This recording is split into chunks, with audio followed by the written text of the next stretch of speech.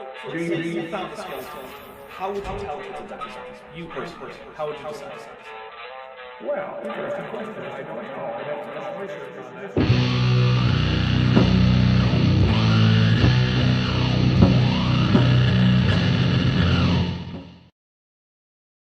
Hey everybody, welcome to Dapper Reacts number whatever this one is. Let's find out. What is this one? This is number 114. I am here. I actually knew the answer to that question. Oh, so and yet I didn't let you say it. I'm sorry. My apologies. that's okay. No, it's fine. I am here, of course, with I'm Kip fine. Davis. Currently, Shanti is not feeling very well. She messaged me earlier this morning to say that she has a migraine, and so we have a. We'll cheer Vishanti up with a gift if we could get to the 30 teal or higher super chats in the next 2-ish hours. It's at an hour and 57 minutes, basically. So we've got plenty of time to get that, and that will fund a little something to make, Vishanti's happy brain chemicals go burr. She also sent a message to me saying that she wants to thank Joshua Geese for getting her something from her wish list, and also she unfortunately lost the card with the name of the person who got her the rice cooker, but she does want to say thank you to you, and also she has definitely been using it. I know. I've been getting messaged about it, so... yeah, Vishanti is making sure that I know that, yes, she is indeed getting treatment there. Also, my chat is cutting off a little things on screen. That's weird. That's not happened before. I'll see what I can do about that. All right. So, Kip, how are you? Pretty good. I went out for pizza and beer Nice. last night, and I had a. I have to pull it up because I have to remember what I had here. Because I'm an honorary boomer, so these things I forget very often. So I had last night. Oh, why doesn't that show up? Oh, there we go. Okay, I had a flight at one of our local craft breweries. I live in a pretty great town that has some very good local food and beverage options. So I started off with a mango green tea sour. And ordinarily I don't like sours. And I think it's because the very first time I had one, I had a really, really good one. Okay. And then every time since, they've just I get the impression that sours are hard to make just because I have encountered so few good ones. But I gotta say, this one was not bad. Okay. It wasn't bad. It wasn't great, but it wasn't. It was maybe even good. But I chased that up with a hazy IPA and then a British nut brown ale, which was fantastic, and a very nice whiskey oak stout. Nice. So yeah, and then we went to our local ice creamery, the place where they make their own homemade ice cream and homemade waffle cones, which are, just as and there are people who will just go in there and order waffle cones. But yeah, so they're really good. But last night they had let's see if I can get this right. It was a now what was it? It was a burnt. That sounds bad when you start with burnt, right? Well, I mean, it was the inside of barrels for aging liquor are usually burned, so not necessarily. Here we go. I remembered now. Okay. It was a burnt honey cornbread cookie ice cream. I don't even know what that would taste like. I didn't either. So I had to try it, and the cornbread was prominent. If you're a fan of cornbread, I think you would really... I love cornbread. So, but wow, it was just... Now, I don't know that I would get it again. Just because it's one of those things where it's like, my God, I have to try this. And this is really interesting. Mm-hmm. But it's probably not going to be one that I run to Right. the next time I'm there. So, but yeah, last night was a happy food options night. So Nice. You know, your thing with thank you, local Chilliwack establishments, for providing me with such great options. you know, your experience with sours is kind of similar to my problem with cherry pie.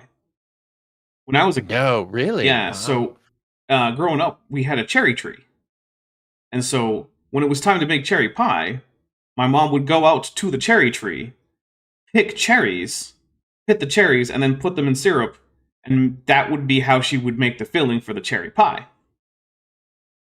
But that means that Oh. for me, fresh cherry pie means these cherries were on the tree fewer than 3 hours ago. Which means I just can't eat cherry pie because no one makes cherry pie that fresh. No one. Unless you have a cherry tree, you're not making fresh enough cherry pie for me. So I just don't bother. No. Yeah. I guess that's you spoiled yourself. It's true. Because you can tell. When those cherries have been I can sitting tell. in the syrup for long enough, it leaches away a lot of the subtle flavors that cherries normally have when they're fresh off the tree. And yeah, it's just not the same. But as much as it might be fun, we're not technically here to talk about our culinary experiences and preferences. We are instead here to talk about Perhaps Bodhi not. Hodge's book, which has been an amazing adventure. A challenge. Yes. Well, amazing adventures are supposed to be challenging. That's very true. You're very right about that, Yeah. Dapper. So let's go with that. Yeah. Well, I think of it like yeah. Dark Souls. If all you had to do to beat Dark Souls was press X and then that defeats any enemy, it wouldn't be a famous game. It's true. It's the challenge that makes it rewarding. All right. So, by the way, listen. No, yes. before you start, just because it's an irritation of mine. I think this is what Kyle Pratt is picking up here. He's picking up what I'm putting down. We tease Kip about all things Canada. Should we tease Dapper about Arizona? Oh no, the Scorpions, the Javelins. Look, wait, Javelins? Annoying. It's annoying that you do not observe the daylight savings time like the rest of us have to. You should we be annoyed. We don't have a choice. You should be annoyed at your own government. Look, yeah, and I am, but what can we do about it? Vote harder. But I don't think I'm speaking out of turn here. You know, this is something that that I am not alone in my annoyance. And look, if you're not going to change to conform to the rest of us, which I'm not, then maybe you should just change your name to fucking Selfish Dinosaur. There's the one. That's it. But also, I'm glad I used it. Yeah, Peggy just points out. I think you have some soul searching to do, Dinosaur. It's possible. I really do. Peggy Jason Alex Markle are pointing out javelins. Do you mean javelinas? Because scorpions and javelins, and I was confused because javelin isn't the name of just something we have around here any more than anywhere else. But javelinas, which is spelled with a J, are a kind of they're a kind of peccary, which you can find around javelinas. Here. Yeah. Did I misread that or did he mistype that? That could have been me. Well, you said scorpions and javelins, which doesn't make any sense. I did. Yeah. No. So let's look at what did he say? I probably got that wrong. I'm going back and looking, and I'm not seeing it anymore. Okay. Damn it! I don't know. Whatever. It's possible that it was an autocomplete that just screwed up because he was trying to type in javelinas and it ended up just saying javelins because autocomplete is like that. Tad for $5 says tune for top left. Sorry, hashtag tune for top left. Absolutely. Do we know if there will be any non-triplets in this part? AIG is a sock full of old hot dogs. We'll take a drink. There probably will, in fact, be non-triplets in this part. In fact, I would guess all non-triplets. That's my guess. Yeah. Ben Murphy, who's been a member for 6 months, says, okay, Oh, okay. Is this Tagalog or something? I don't even know. Old Beking belong stat I Wampela Beg belong old dick. Which I'm going to take a drink for, because I'm pretty sure that's an instance in Genesis of bag of dicks, but I don't know what the language is. Y'all can feel free to start putting in parentheses, like, whatever the language is, so that I have at least a clue. Because I don't actually know. Interesting. Yeah. That's interesting. I often don't. People assume that because I'm a linguistically adept, as we say, that I'll just always know. So. But that's not how it works. Did you know that there are like 6,000 languages out there? That's wild, eh? Yeah. Right. You know how many of them I speak? I'm just gonna more than 2. But way less than 6,000. Than 6,000? Yeah, way less. Yeah, me too. I'd like to say yes. Shabbat shalom to you as well. Jake, insert clever dapper inside joke here, Nelson. Sadly, you mistook your Vav for a final noon in Shalom, but that's okay. That's a rookie mistake, and it's to be expected. You're very generous with your allowances there. If I had been the Hebrew instructor and I saw a final noon instead of a Vav, that would be a Canaan. My students are, they're only 2 weeks deep here, or 3 weeks. I don't know how long it's been. What is time? So it. Oh yes, Kyle Pratt is informing us all that this is my error. So thank you. Okay. And to be fair, I have no idea what a javelina is, and I've probably never even seen that word before. So javelinas, because they are cool, are a member of the family of peccaries, which is a New World family that are very close related to pigs in the Old World.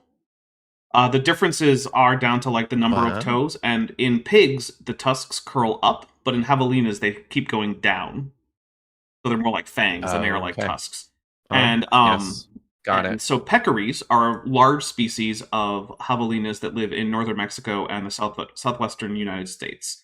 And they're also called the collared peccary because they have a white marking around like the joint between like their shoulders and their neck that goes all the way around. Looks like a collar. So they're sometimes called collared peccaries. Oh, wow. So cool. And they're very cool.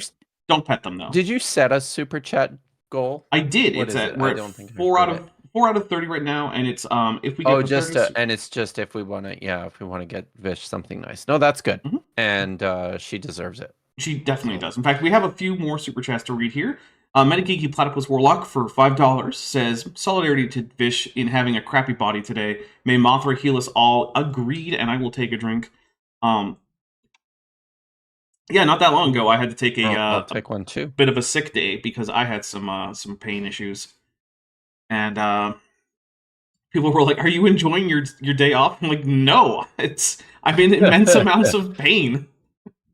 Being sick is not ever fun. Yeah, I remember one time I was on workers' comp, which in the United States is basically the thing that you go on if you're injured at work.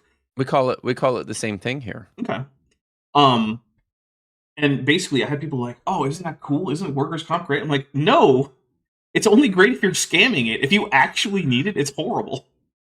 Why would you want this?" It's true. I would much rather be working and not have my knee bending sideways. Thank you. Like, come on, man. Rail got to Bella for $10 says, I remember the Hobans couldn't believe that the lifespan years stood for months because why is it being cut off on my screen?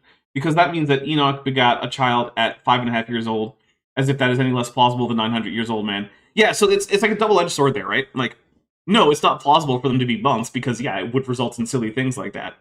But equally, the whole reason that that's proposed is because it's similarly implausible that someone's going to live to be 900.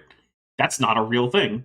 So The crazy thing is that ancient people actually understood this. I don't know why it's so hard for young Earth creationists. because it's because of what they think biblical inerrancy means to them, right? You can come up with a version of biblical inerrancy that does not require you to take those ages literally by just saying that was never the intent of the author, which it wasn't, I'm pretty sure, the intent of the author for you to take those ages literally. No. So like No, it was not. you could just include authorial intent in there. But then of course if you include authorial intent, then that can also create problems for inerrancy, because sometimes the authorial intent is clearly that you believe something that is not in fact true. So I can see why they don't.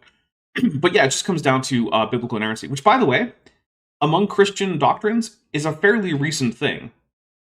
Like biblical inerrancy, 200 years. Yeah, like really, recent, yeah. Right? Like if you look at like ancient Christian literature, they're not talking about biblical inerrancy. The Bible is an authoritative text for their theology and for aspects of its history, but no one's really talking about like, well, nothing in here could ever possibly be incorrect. They noticed that there were like inconsistencies in the Bible, in the Gospels, and things. Biblical inerrancy is it's a reaction basically to the development of a scientific worldview and to the onset of modernity.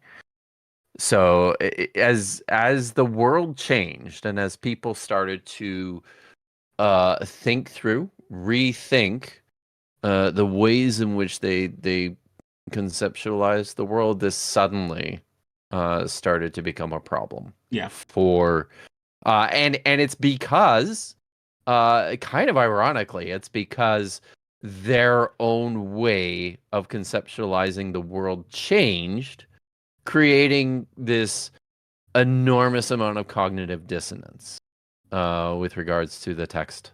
So yeah. Rail got to Bella for $2 says, also these are the people who want child brides. And I'll say that's going to vary at least a little bit. I definitely know of some young Earth creationists who are not okay with particularly young marriage ages. Right. But let's be clear here. There's about what we're talking about. Like there is many of these who are not okay with child brides also have no problem with grooming, and are also pretty sure that you should be married by the time you're, the ripe old age of 21 or 22. Yeah. So, yeah, it's no, but it's a bit of a gradient. Kind of. Yeah. Kyle Pratt for $4.99 says, let the record show that I spelled javelinas correctly the first time, which we did mention. Thank you. Yeah. And My Finished Journey for $2.22 says, Hail Nero, Daps, Dr. Kill, add unknown languages. Yes. Yeah, most of the languages I just don't know, which is why I'm not a linguist, because like I said last time, when you're like, you get your doctorate, right, and you finish the snake fight and everything, the last thing they do is they give you an exam to see if you know all the words in all the languages. And if you don't, that's it. You're not a linguist anymore. So, it's pretty tough. Which actually wasn't last time on this show. It was actually when I was on with Toon last night. Or not last night, 2 nights ago. 2 nights ago. I actually watched some of that. Oh, how was it? It was great. I had fun with it. It was very enjoyable. It was fun. It's always fun to see you in your human suit. It's itchy though. Yeah, it's very itchy. I know. I mean, yeah. I guess you're prepared to make some sacrifices, but not others. Mm-hmm. Sealoop, who's been a member for 25 months, is at the tetrapod level. It's true. That's not the free one anymore. Now we need the fund. Did you hear that? Nobody heard that. Did you? I heard it. No, come on. I heard it. Sealoop, who's been a member for 25 months, says, Kip back. What'd he drink? Better be stiff with a Godzilla. Yeah, what are you drinking? Yeah. Drink for the Godzilla. I've got Crown today, just straight. Oh, and Joshua Geese for $5 says, migraines suck. Here's to Vishanti's feel better and to a here's to Vishanti feeling better, yeah, and to a gift. Thank you very much. All right. So, Kip, would you like to start us out with reading, or would you like me to? No, I can start out today. I feel I owe you one. after my Rage sudden quitting? abandonment. Is that what you call it? Abandonment. Abandonment. Abandonment. Yes, because you abandoned us. I abandoned you. Yes. So yes, I feel like I owe you one, and I promise that I can stick it out today. It just I had a week. Okay. The last week. So all right. Chapter 22. God, has it been that many? Well, we've skipped a fair few. Yeah, sure. But then I have to ask God, has it been that many? Well, even he will say, no, not really. Also, it feels like, after we've skipped a bunch that we should be farther along. well, I mean, than we are. We're way more than halfway through. Oh, good. Yeah. Okay. What about the decrease in ages? Yeah, what about that? What about that? Also, at least this chapter title is pretty sensible. That's true. I will say that much. Real quick, Aiden's Miscellany, who's been a member for 7 months, is at the amulet level, says, dinosaurs are better looking than humans too, so are cats. Accurate. It's true. Humans aren't even the best looking apes. Like, when it comes to baby apes, gorillas have humans beat hands down. I don't know. Have you seen a baby gorilla? I don't know. If I actually don't know if I have. I'll send you one later, and you'll be compelled to agree that they're cuter than baby humans. Oh, well, okay, that's fair. Baby humans are the weirdest looking things. It's true. Around. I don't understand how we managed to survive looking like that. Hormones, man. Okay. Also, look at this first sentence. I guess. It's a very weird sentence for the start of a chapter. All right. Ancient patriarchs in Genesis. The ages did drop off over the next millennium or so after the... That's not the first sentence to a chapter, Bodhi. No. It's like... So, I think... But go back... Like, what's the chapter called? It's like what he's... about the decrease in It's like he's changes? making this part of the body of the text. The first... It's true. And listen, I think if you're a clever writer... this can work if you're a clever writer. Maybe. Bodhi is not a clever writer. I'm taking a drink for how bad that first sentence is. All right. I will join you. I'm drinking out of my brandy snuffer today, so it's it takes longer for it to get to my mouth. Are they called snuffers in Canada? Is that a Canadian thing? Yeah, I don't know. I call them snifters. That's what it's called. Snifter. I probably okay. Now yeah. That's now you're not probably sure. Right, and I have I no could be idea. wrong too. I don't know. Look, I get told about the many things that I mispronounce or misattribute all the time on YouTube because that's what people do. So I'm moving on. Several people have proposed ideas as to why this happened. See again the chart in the previous chapter. In doing so, readers will be able to keep the big picture in mind as to why ages have dropped off, but never forget the primary reason for this sin. You know, Bodhi, there is a very simple reason why this has happened. It's not sin, and I don't think it ever was. Like, I don't even think this is something that was proposed as a valid explanation at any point in the history of the construction of the biblical text. Okay, there we go. I was going to say, it was definitely a thing proposed eventually. Like, yeah, but when? Like, when did this actually... and I don't know the answer to this question, but my suspicion is that this is much like biblical inerrancy, just something that happened I was gonna say, recently.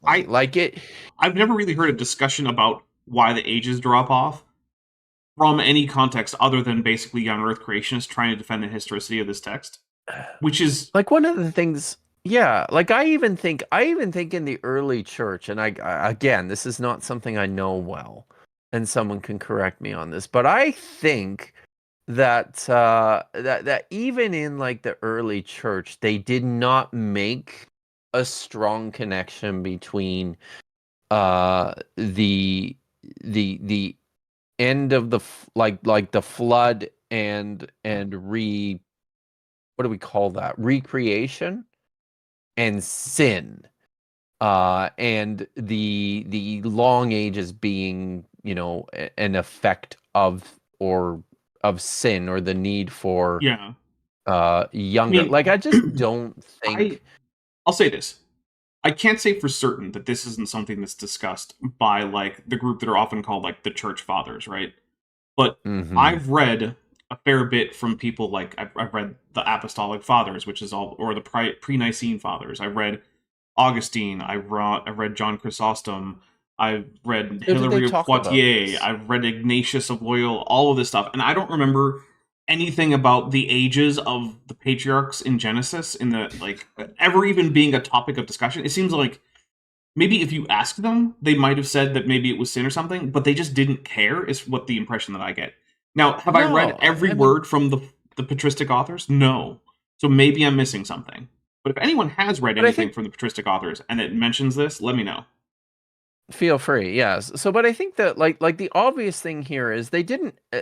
I mean, they seem not to care because they knew, as everyone knew, why people lived for such a long time in the pre-diluvian world, and why, I think this is important to point out, why ages became in general shorter in progression over time, because that's the thing that's kind of missing here too, is that if you do actually read through your Bible, yes, there's the point after the flood where God makes the declaration that people live too long and he's going to set a fix on the ages of humans. But even after that point, people still lived extraordinarily long lives that gradually got shorter. And people recognize this as just a feature of antiquity. In their minds, this is just what happened. And there was no actual explanation for this because it was never really a question. It was part of the mystique that was the pre-diluvian world. So it was like, well, yeah, I mean, in the pre-diluvian world, all sorts of fantastic things happened, Yeah. including these exceptionally long eras of time that naturally got shorter. Yeah. And here we are It today. reminds me Like, it's of not. if you're like someone who's into like like classicist kind of viewpoint. There's a similar thing in a lot of Greco-Roman myths where there's this age of the heroes or the mythic age that's before recorded history, but in that the gods are taking much more active roles in the world. People are living a very long time. People are doing feats that would be impossible for any mortal to do now. And it's that lost mythic age that is a similar thing that's going on here. A lot of cultures from around the world have these ideas that, well, before the recorded history, there was this grand age where the gods were super active and obvious, and great heroes were around doing impossible feats. And it's a fun time to set your crazy, fantastical stories in. Rail got you butler for $5 says, I'm a black jaguar and I agree that cats look very good. Also, do you prefer the melanistic or spotted ones? I actually don't have a strong preference. I think Jaguars are cool either way. I will say I do appreciate the contrast with the spotted or sort of more often wild type. But then again, I also really like the fact that you can actually see the spots on the melanistic Jaguars when the sun or just the light hits them just right, because there's a difference in the sheen between the spots and the regular coat color. So I don't know. I don't think I have a strong preference there. Metageeky Platypus Warlock for $5 says, we found the missing chapters from Hopen's dissertation, which no one never wanted to find. Why are we so cursed by That's awesome. AIG brand sausage? Yeah, maybe this is just the crazy thing. I'll take a drink first. The crazy thing is, his dissertation has a table of contents with a list of chapters, most of which aren't in the text. They just don't exist. Right. Because when he submitted this true. as his quote-unquote dissertation, it was a book he was working on that he didn't finish, and then just gave this manuscript full of typos and incomplete citations to his quote-unquote university, and they were just like, yeah, okay, whatever. Here's your diploma. We don't care. And he only did this... You paid for it. Oh, yeah, he paid for it. In fact, right? to be fair, you deserve it. If I remember correctly, because you paid for it. Super cheap. It's not as expensive as like a real education, but it's are not you cheap. Are you kidding me?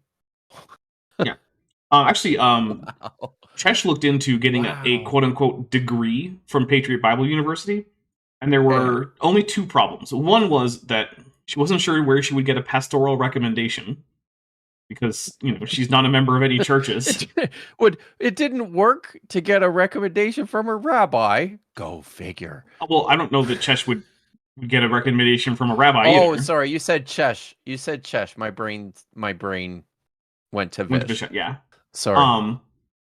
And then the other thing was, like, happen. it was still going to be like several $1,000s, and she didn't really want to spend several $1,000s on a meme diploma. So no, God. Yeah. Wow. Lieutenant Matt the Navigator for $4.99 says, "Are we sure we didn't find the lost chapters of A Conscious Universe?" Oh no. I know that one too. All right. All right, let's keep going. Do you want me to continue? Yeah, we'll go until the next bold text. Until the next subsection. Originally, man was designed to live forever. No, he was not. No. That is what can be expected from a God of life. A world full of life, not a world full of death. And this is what he gave us. He did not.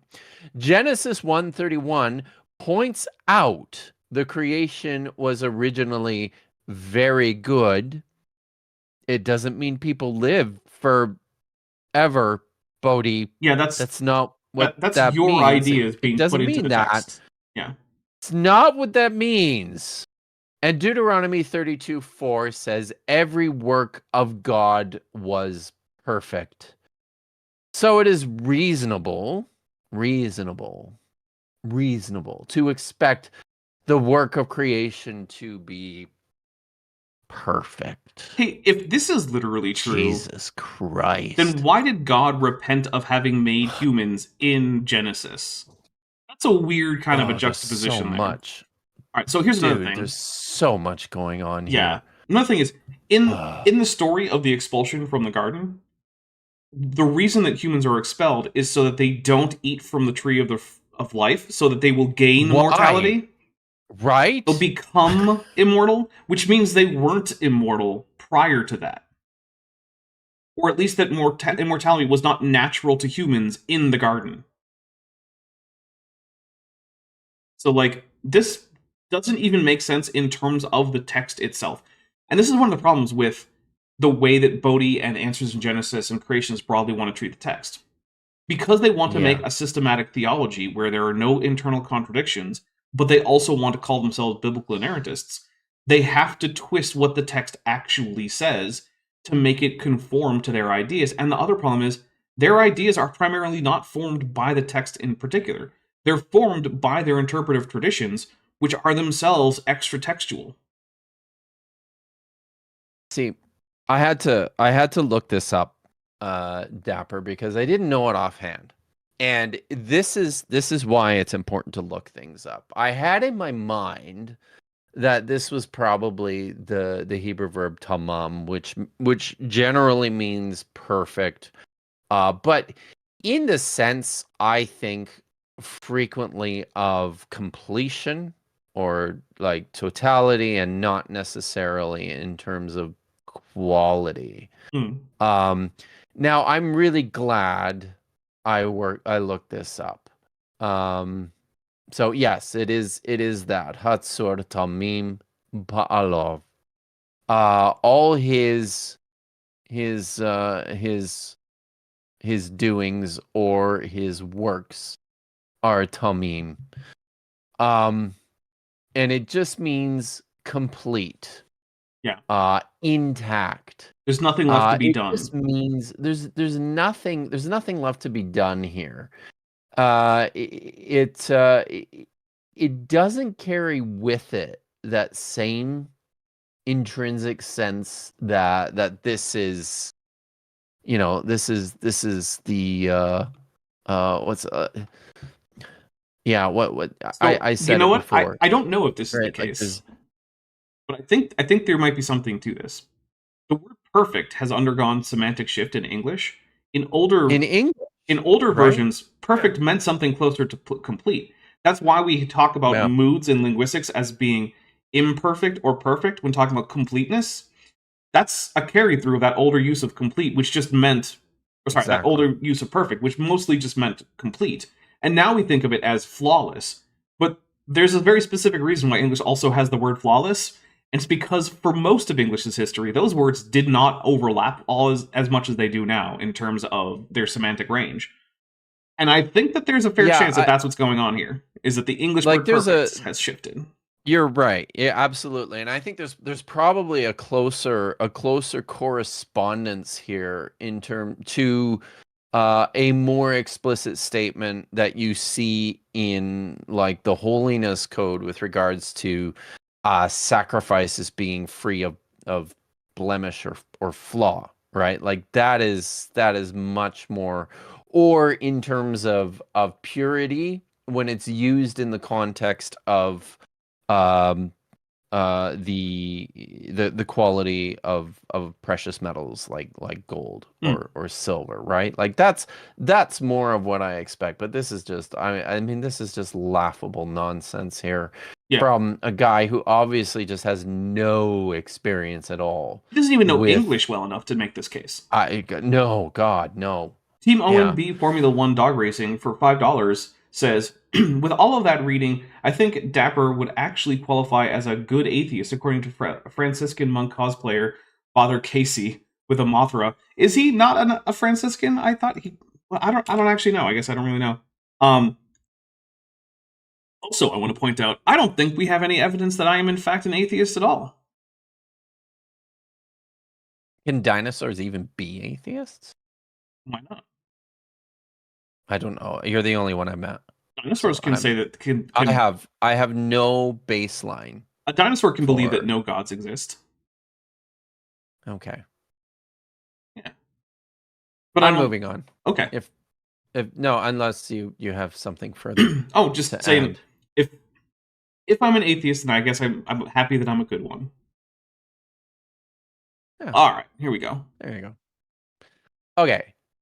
When man's respective grandparents, Adam and Eve sinned. When man's respective grandparents, Adam and Eve sinned, the world was cursed, animals were cursed, and man was sentenced to die. No. Actually, I mean, there was a sentence of death that just wasn't carried out. True.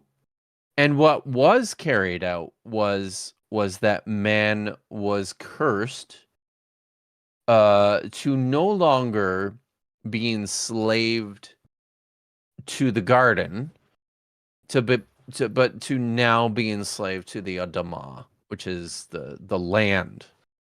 By the sweat of your brow you shall work for your bread. So yeah. Yeah, the image of the paradise is mostly just that everything's easy. It's a leisurely place where you can just pick your food off the trees. You don't have to toil and work, and presumably the climate's mild. And you can actually see this in ideas about paradise in other places, right? Like if you look at, say, paradise in Islam, there's talk about like rivers of milk and rivers of wine that doesn't get you drunk because it still tastes good, but doesn't have the evil intoxicating effects, and how there's just going to be rows of fruit trees that you can just pick from, and also, of course, your magically created special spiritual sex toys that you'll get. There's also that. Only if you're a man. What women get is left a little unclear, but still, the idea is still that rather than needing to toil around and work all day, you'll be able to just dip a cup into the river flowing by and it will come up with milk or wine, and you'll just have easy access to whatever you desire, whatever pleasures you desire, and you'll just have to lounge around. And yeah, like this is a common theme with the whole idea of paradise. Keener R for $2 says, why does Bodhi think animals are cursed dominionist? So it's, I actually do know the answer to this. So this is actually a theology that does go back more than 200 years, which is to say that because man is given dominion over the world, the curse that's put on man during the fall affects all of physical reality, the whole cosmos.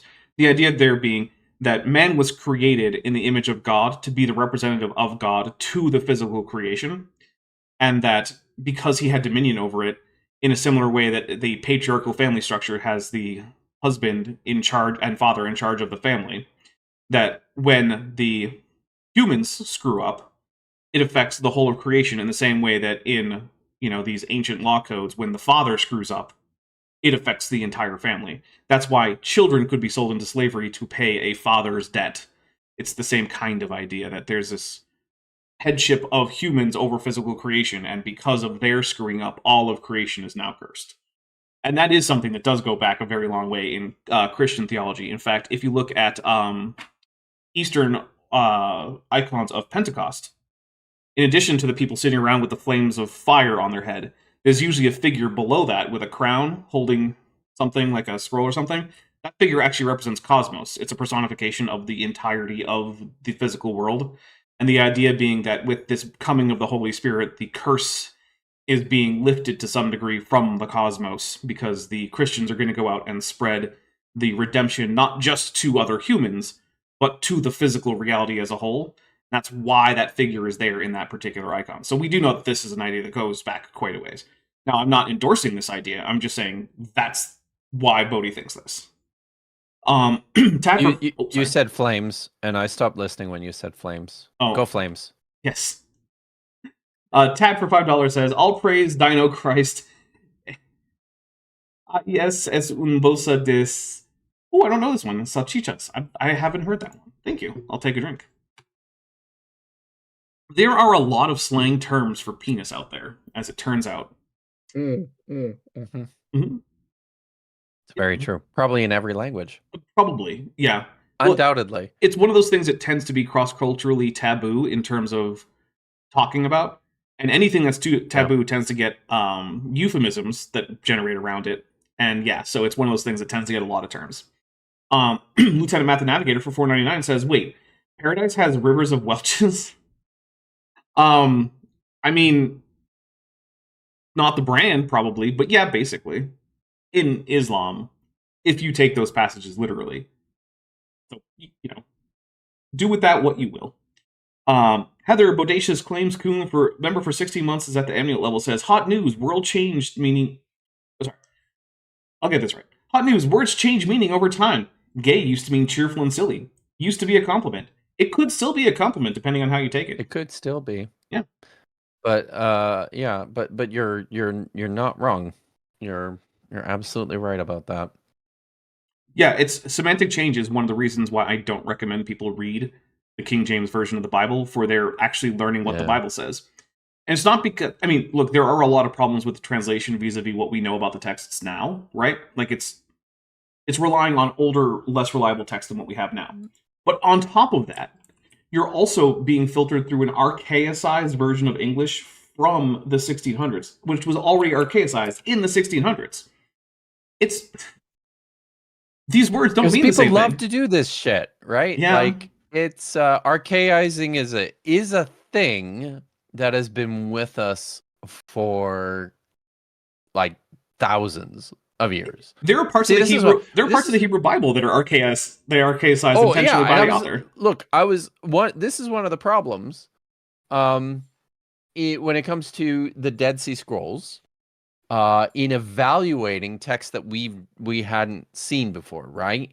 It can be challenging just because it's difficult on occasion to figure it out, whether this is clever archaizing or if this is legitimately something that's old.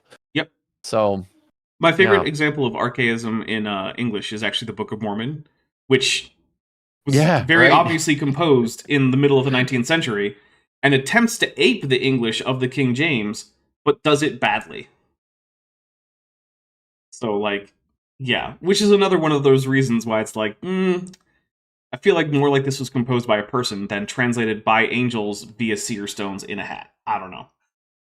Pibblepunk, half dog, half canine for $2 says, human heaven might double as fish hell. Yeah, I guess fish... Well, maybe the fish in heaven are adapted to swimming in milk and wine. Or maybe there's a separate pond just for the fish. Doesn't connect to the milk and wine streams. I don't know. I don't have a map of paradise. I also do not. So, by the way, I just wanted to, I just noticed his translation here of Deuteronomy 32 for that first expression there. He is the rock. It's actually just Hatsur Tamim. So literally, the rock. Or sorry, it's Hatsur Tamim, and then it's the subject Hatsur Tamim. Sorry, the object, the Pa'alo. But this is from the Song of Moses, which is a very cool and interesting text. Because it is super old. Like, this is legitimately a very old text. Mm-hmm. But it uses this word Hatsur, which means rock or like craggy mountain top. It uses that almost as like a direct address to Yahweh, which I think is kind of interesting. I think it's kind of cool. I suspect that there was probably some layer of the text or in the history of the religion where this was an epithet for the deity. So it's literally just like like rock, like you're shouting to him, like you're addressing him. Yeah. His ways are perfect. Anyways, I'm moving on now. So I read that. Okay. Let's look at some specific reasons within this sin-cursed and broken world. Okay. Let's look. Here you go, Dapper. Diet. For example, Bodhi, once again, what if you're starting a new section, you don't get to follow on directly from this paragraph. You have to reset this up. Oh, maybe he or somebody else added the section. Maybe that would excuse him, but then but now begs the question. Okay, so he has an editor. What's wrong with that editor that this is how the book came out?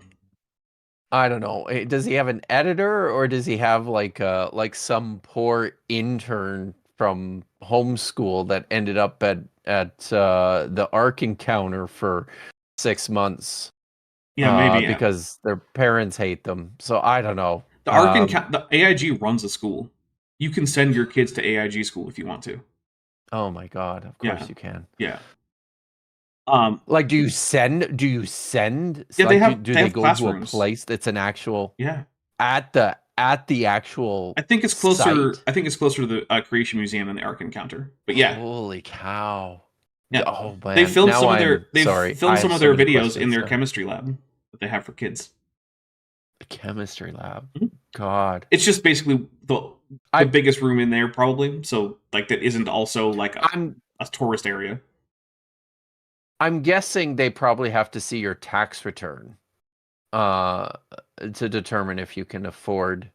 I know it's not free. Kids to this. I don't know. Yeah. I don't know how private schools go about figuring out who to accept and who to not, based on like who can pay. Yeah, I don't know. I guess I could ask my parents. They sent me to a Catholic school. I guess they'd know. Do you? How does that work there? Like our Catholic schools are actually free here. Nope, they are. You have to pay to go to a Catholic school here. Oh wow. They do have financial assistance programs and scholarships. But like, or at least they used to be free. You have to qualify for that. And I don't know if like there's a discount for if like you've been paying, like donating to a church or something. I don't know. I do know that when I was at Catholic school there was a very large contingent of non-Catholics who were going there, and they were definitely not going for free. There was a lot of there were a lot of Buddhists because the city had a huge Cambodian population, and it was a better school than the public schools and safer school than the public schools. So there were a lot of Buddhists there.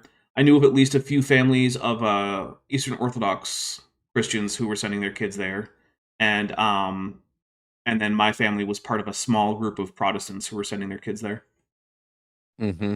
And my mom was a substitute teacher in the Catholic schools in our city when she went back to school when I was a kid, which is kind of interesting because like she made that decision because public schools were just too secular.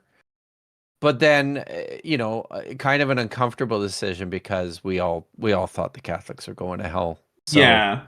Well, sort of. As far as I know from my parents, there wasn't a concern about how secular the schools were. It was just that the academic performance and the safety record of the school was higher than it was for the local public schools, and they figured that they could pay the tuition without going bankrupt, and so that's what they did. They did it for 3 of their 4 kids. And then Keener R for $2 says permitted or permitted. I'm not sure what the context is there. Thank you. I really do appreciate it. If you want to clarify, let me know. Do not know. All right, so let's see. For example, some thought that the drop in longevity. That's what he's reading ahead of you, man. Did you see this? Oh, okay. Oh, that's where we go. Okay. For example, some thought that the drop in longevity had to do with diet. People were first permitted. You gotta get your permit to eat meat after the flood. Genesis 9:3. I like this. I just read this as Genesis 9:3 cubed, even though I know it's the 3rd footnote. I know. Oh my God! Now I'm seriously. I'm sorry. All I'm thinking now are meat permits. That's all right. By the way, Bodhi, generally speaking, if you're going to cite a Bible verse in line, you don't need to footnote the Bible verse. And if you want to footnote it, you don't need to cite it in line. You can just choose one of those. And you could put the reference in the footnote. Mm-hmm. Like that's what a normal person. Yeah, that's the normal way. Mixing inline and footnoted citations is weird, and it results in me seeing things like Genesis 9:3 cubed, because that's what that looks like. All right, so some scholars thought the original vegetarian diet, Genesis 1:29 to the 4th power, may have helped people live to such great ages. Some have further pointed towards Daniel and his request for a vegetarian diet, Daniel 1:8-16, no footnote. Bodhi, why are you being inconsistent in how wrong you are? I'm taking another drink. What is happening right now? However, vegetarian diets... Really wanna... I'm sorry. No, I really want to look up what Genesis 1:29 to the 4th power is. Are you just going to raise 29 to the 4th power and see if there's a Genesis 1? Because I guarantee you that verse doesn't exist. I'm sure it doesn't, but I want to see what it is. Okay. However, vegetarian diets never allowed people to live to such ages as 900 years, even today. You know what, Bodhi? That's a good point. If vegetarian diets were the key to living to 1,000 or so, you would think vegetarians would have not just mildly longer life expectancies, but like hugely longer life expectancies, like an order of magnitude longer. And yet they don't. Ashman 5218 or 5218, I don't know, who's been a member for 3 months and is at the amulet level, says, "Hi Dapper, have Creationists ever explained their math regarding the age of Moses and the like? Antwoorden in Genesis. Antwoorden in Genesis zien inzakvol picken." I will take a drink for that. Thank you very much. I know that that's some Germanic language, but I don't know which one because I can't recognize most of them by sight. See, cognitive trifurcation here said he did it the American way and read 20. He read 29, and yeah, that's natural. I happen to see it. 29 as an independent number. Genesis 1 707,281. Pretty sure that's I a verse read that it the doesn't exist. European way.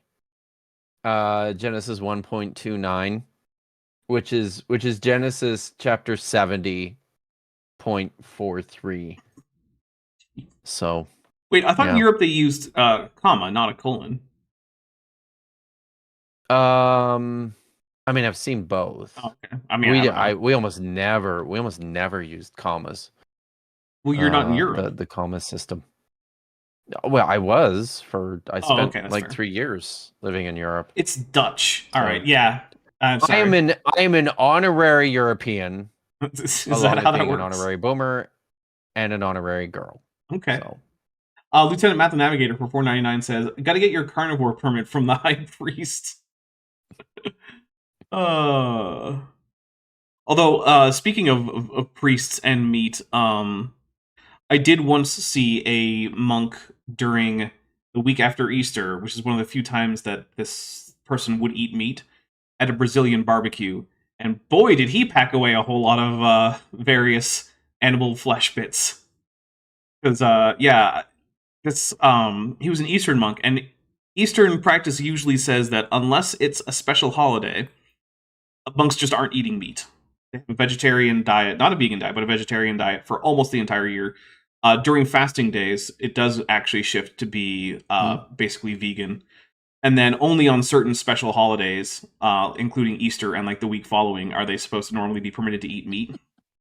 And meat permits Tad for $2 says, "Finally found an inside joke for my name. congratulations, meat permits, Tad. Amazing. Well done. And I love it. I especially love it when people who have inside jokes for my channel appear in other people's chats, and then no one has any idea what to do with it. Vish and I did a stream with. We did a stream with Chrissy Hansen 2 weeks ago, and then we did a stream this last week that everybody needs to check out with John Mackney, from Christianity on the Spectrum. And dude, excellent. it's these poor people who are coming onto my channel now just have no goddamn idea what is going on half the time. So, yes, thank you. All right. Well, let's get increased oxygen, and then we'll take a quick break. In before the break. Yep. Yeah, all right. Some have proposed that increases in the oxygen levels, which surely changed significantly after the flood, prior to the flood, would have allowed the body to better heal and eliminate disease. Excuse me. And so like, I'm just trying to see how I would rewrite this sentence, but I shouldn't do that. Here's how you otherwise we'll be here all rewrite it. day. You just get rid of this parenthetical. Just do that. Right? Yeah. It's You can do that. the parenthetical is confusing it's and fine. worthless. Yes. And although there are some benefits to a temporary increase in oxygen in some cases, for example, hyperbaric medicine, That's real. in other cases, it is detrimental to your health.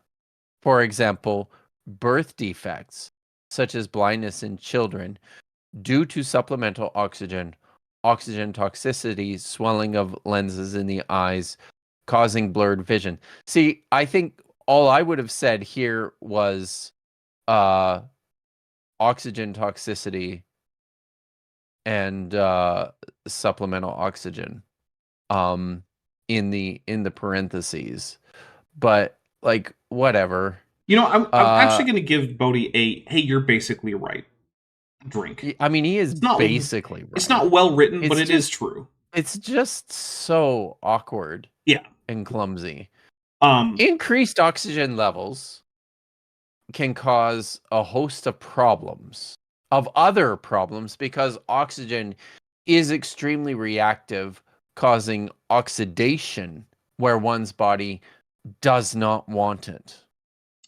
People often eat foods that are high in antioxidants to reduce these extra free radicals of oxygen. Regardless, The simple fact is that such experiments have not permitted people to live to ages. I can't believe I'm reading this sentence. Come on, take it home, finish it. You gotta get through it. This is for the people. Regardless. Yeah, there we go. The simple fact is that such experiments have not permitted people to live to ages remotely close to 900 years. You know what, Bodhi? Once again, that is accurate, and I will take a drink for it. Good job, buddy. I mean, yeah, it's true. Oxygen levels don't do this. In fact, one of the funniest things is Carl Baugh. Do you know who Carl Baugh is, Kip? Yeah, I've heard of him. Yeah, he's a creationist, and even the other creationists have basically just said no one should listen to this guy. He's way too crazy even for us. Which, like, Bodhi has said that. Well, Answers in Genesis has written articles. Okay, right. I was like, has Alex Bow said that about? Is it It's Bow though, right? Has Alex Bow said that about Bodhi Hodge? I don't know who Alex Bow is. I'm talking about Carl Baugh. Oh, Carl Baugh. Sorry, I am. Maybe I've already had quite a bit of this. Seems like it. Without, we'll have to give you another sobriety test at the end. So Carl Baugh, he's getting ostracized for being too crazy by young earthers. It's basically the same as being ostracized for being too conspiratorial minded by flat earthers, right? Like you got to be pretty bad, right? He has for decades now. He's been saying how he's got a hyperbaric chamber and he's going to run an experiment where high pressure and higher oxygen levels are going to create like mega fish and super snakes and all these cool things that he's going to put in his ecosystem in there. And it's going to change the snake venom from being poisonous to being like some kind of superfood nutritional supplement that you want to milk the snakes for so you can drink it. And the piranhas are going to get to be giant sized. And that's taking snake handling to like a whole new level. Yeah, it really is. And it really is. He has two pieces of evidence for this. One is he says someone told him that rattlesnakes raised in hyperbaric chambers have their venom change and it becomes less tangled molecularly, whatever that means. That's one piece. Someone once told him that, which, isn't evidence. That's just an anecdote. And then also, he raised pacu, which are fish from South America that are related to piranhas and resemble piranhas if you're just looking quickly. And they're much larger than piranhas. And he said they were piranhas that he had raised under hyperbaric conditions, when in fact, they were just pacu. So he's just a grifter. Yeah, basically. It's like if I raised a jaguar and I was like, look at the house cat that I raised in a hyperbaric chamber. It's like, in a hyperbaric chamber. That's not what happens to a cat if you raise it in a hyperbaric chamber. That's just a jaguar raised in a normal atmosphere. Like, it doesn't work. You can't do that. I mean, you can, but you're a liar if you do. Are you about to say you've eaten jaguar? I've eaten piranhas, by the way. Okay. How does a piranha taste? I've never even thought about eating one. I mean, there's not a lot of meat there, Yeah, right? they're not very big. And I was challenged to eat the eyeballs. Did you? Which I did. I did eat the eyeballs. Sucked them right out. So you didn't even pull them out. Good. You just sucked them out of the skull. This happened when I was in Brazil. I mean, yeah, I figured. I mean that's I just do what everyone else does. So that's what they were doing. So I'm like, okay. My sister's eaten a guinea pig when last time she was in South America. Oh wow! They were domesticated for meat. Than piranha. Well, yeah, but the reason that they were domesticated is as a meat animal. That's what they're for. Wow, eh? Yeah, they're easy to keep in relatively cramped conditions. They don't run away. No, very docile. Sean07AU for $7.99 redo says, thankfully vegetarians don't live forever. I could not handle an immortal raw mat. Oh my goodness. Raw Matt has a book in which he claims to have solved the aging problem. The problem is that you can look at the cover of that, and he is visibly aged since the picture on the cover of that book was taken. So I'm not sure that he has actually solved the aging problem. Goop23 for $5 says, to the tune of Alexander Hamilton, which I don't know. Sorry. Hyperbaric Medicine, which, yeah, I'm sorry, I don't know the tune. I actually haven't seen Hamilton. Pillowpunk, half dog, half I've canine. also not seen Hamilton. Pillowpunk, half dog, half canine, get it is halfway to the goal for today. Says, yes, good old Carl, glowing metallic hydrogen domes make it easier to see the stars. Yeah, he seems to think that optically clear, but also light filtering metallic hydrogen in water, which doesn't work. You can't turn water into metallic hydrogen and have it still be water. Will make it easier and not harder to see the stars, even though you're reducing the amount of light from the star that you're receiving, which definitionally should make it harder to see, since seeing things is what happens when light reaches your retinas. And if there's less of it, it's harder to see by like very basic logic. That feels right. Yeah, it's whenever Carl says something, it's hard to figure out if there's actually even a thought there, or if it's just words that he produces. And I think about a third of the time, it's just words. He's just using words in a string. And, like, the grammar mostly checks out most of the time, but sometimes it doesn't, right? Like, sometimes he'll just start a string of subordinate clauses and then never get to a main verb for his main clause, and then just start a new sentence. And you're like, wait, Carl, what was the whole point? It's like listening to a speech in the Roman Senate, except they never get to the main verb. Oh, right, exactly. I was going to say it's like reading. It's kind of like reading the Apostle Paul in Greek. Although he almost always does, get to the verb, right, and complete a sentence. You just have to wait a while. Well, that's a stylistic choice. So, that was considered fancy back in the day. Sure. Yeah. It doesn't work as well in English because English has stricter word order requirements. No. Yeah. Mm-hmm. Lieutenant Matt the Navigator for $4.99 says, let it not be forgotten that he destroyed a priceless fossil because he thought acid was faster than proper fossil prep. Yeah. I don't know if you know about this. So Carl Baugh... I haven't heard about this. Carl Baugh found... Well, I don't know if it was him in particular, but someone associated with him. And we are going to take a break, I promise. Found an Acrocanthosaurus, which is a fairly uncommon large theropod from the early Cretaceous of southern North America. We're talking like Texas, northern Mexico area, right? Right. And so he got his church group together to excavate this. It was on public lands, which is illegal, but doesn't seem like anyone has ever bothered to investigate that. And also, it's not like the penalty would be terribly high because, well, quite frankly, digging up rocks and fossils from public lands without telling the government is not heavily policed or punished in the United States, so whatever. So this is illegal, but he's doing it anyway. And he doesn't cordon anything off. His church group isn't like trained in paleontology or fieldwork or anything like this, right? And so they're walking around, they're trampling over most of the smaller bones, which are just grinding them to dust, because fossil bones are usually more delicate than you would think. They're not big solid chunks of rock that you can just hammer away at and they'll be fine. They're actually pretty fragile. And then at one point, he comes in with jugs of muriatic acid and says that he's going to burn the bones out of the ground. Because for some reason, he thought that the matrix would be more susceptible to the acid than the fossils, which is not a good assumption. And as a result, he claims that he participated in the excavation of the largest Acrocanthosaurus ever, which might be true, but we don't know because he destroyed the Acrocanthosaurus in the process. Oh my god. Yeah. So great. You might be able to tell I'm a little heated about that event because as someone who cares about paleontology, that kind of thing pisses me off. Because once a fossil's destroyed, that's it. It's gone. You're never going to get it back. And it could have been a unique fossil. We don't know. Because it's gone. Yeah. Anyway, Sean07 says, who's a member for 1 month and is at the tetrapod level, says, AIG is a hyperbolic echo chamber of trouser snakes.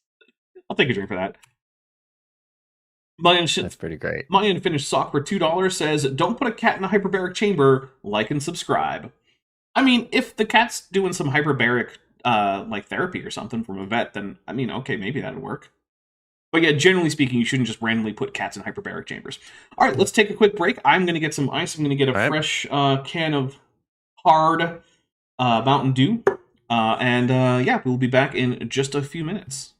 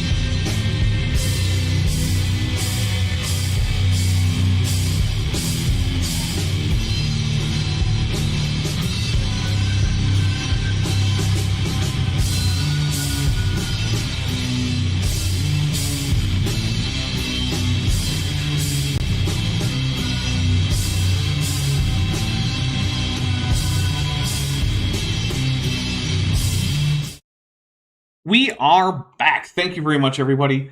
Hey, now that we're back, real quick, I want to say that this channel is almost entirely supported directly through the support of my viewers, whether it be through your super chats, memberships, joining the Patreon, gifting memberships, any of those things. All of those are really valuable. And also, if we want another emoji for the channel, we're really going to have to get a lot more members because we currently don't even qualify for as many as we had because after the algorithm changes to the gifting memberships, memberships dropped off, which is annoying because I want you guys to be able to give your friends memberships. And instead, it's just giving it to randos, which, I mean, they're welcome, but, like, yeah, it's annoying, but that's okay. If you are currently not supporting the channel financially, but you enjoy it and you can afford to, and you want to support the channel, there are some great ways. There's the Patreon, which is linked in the description. You can join join the channel, which is right below this video.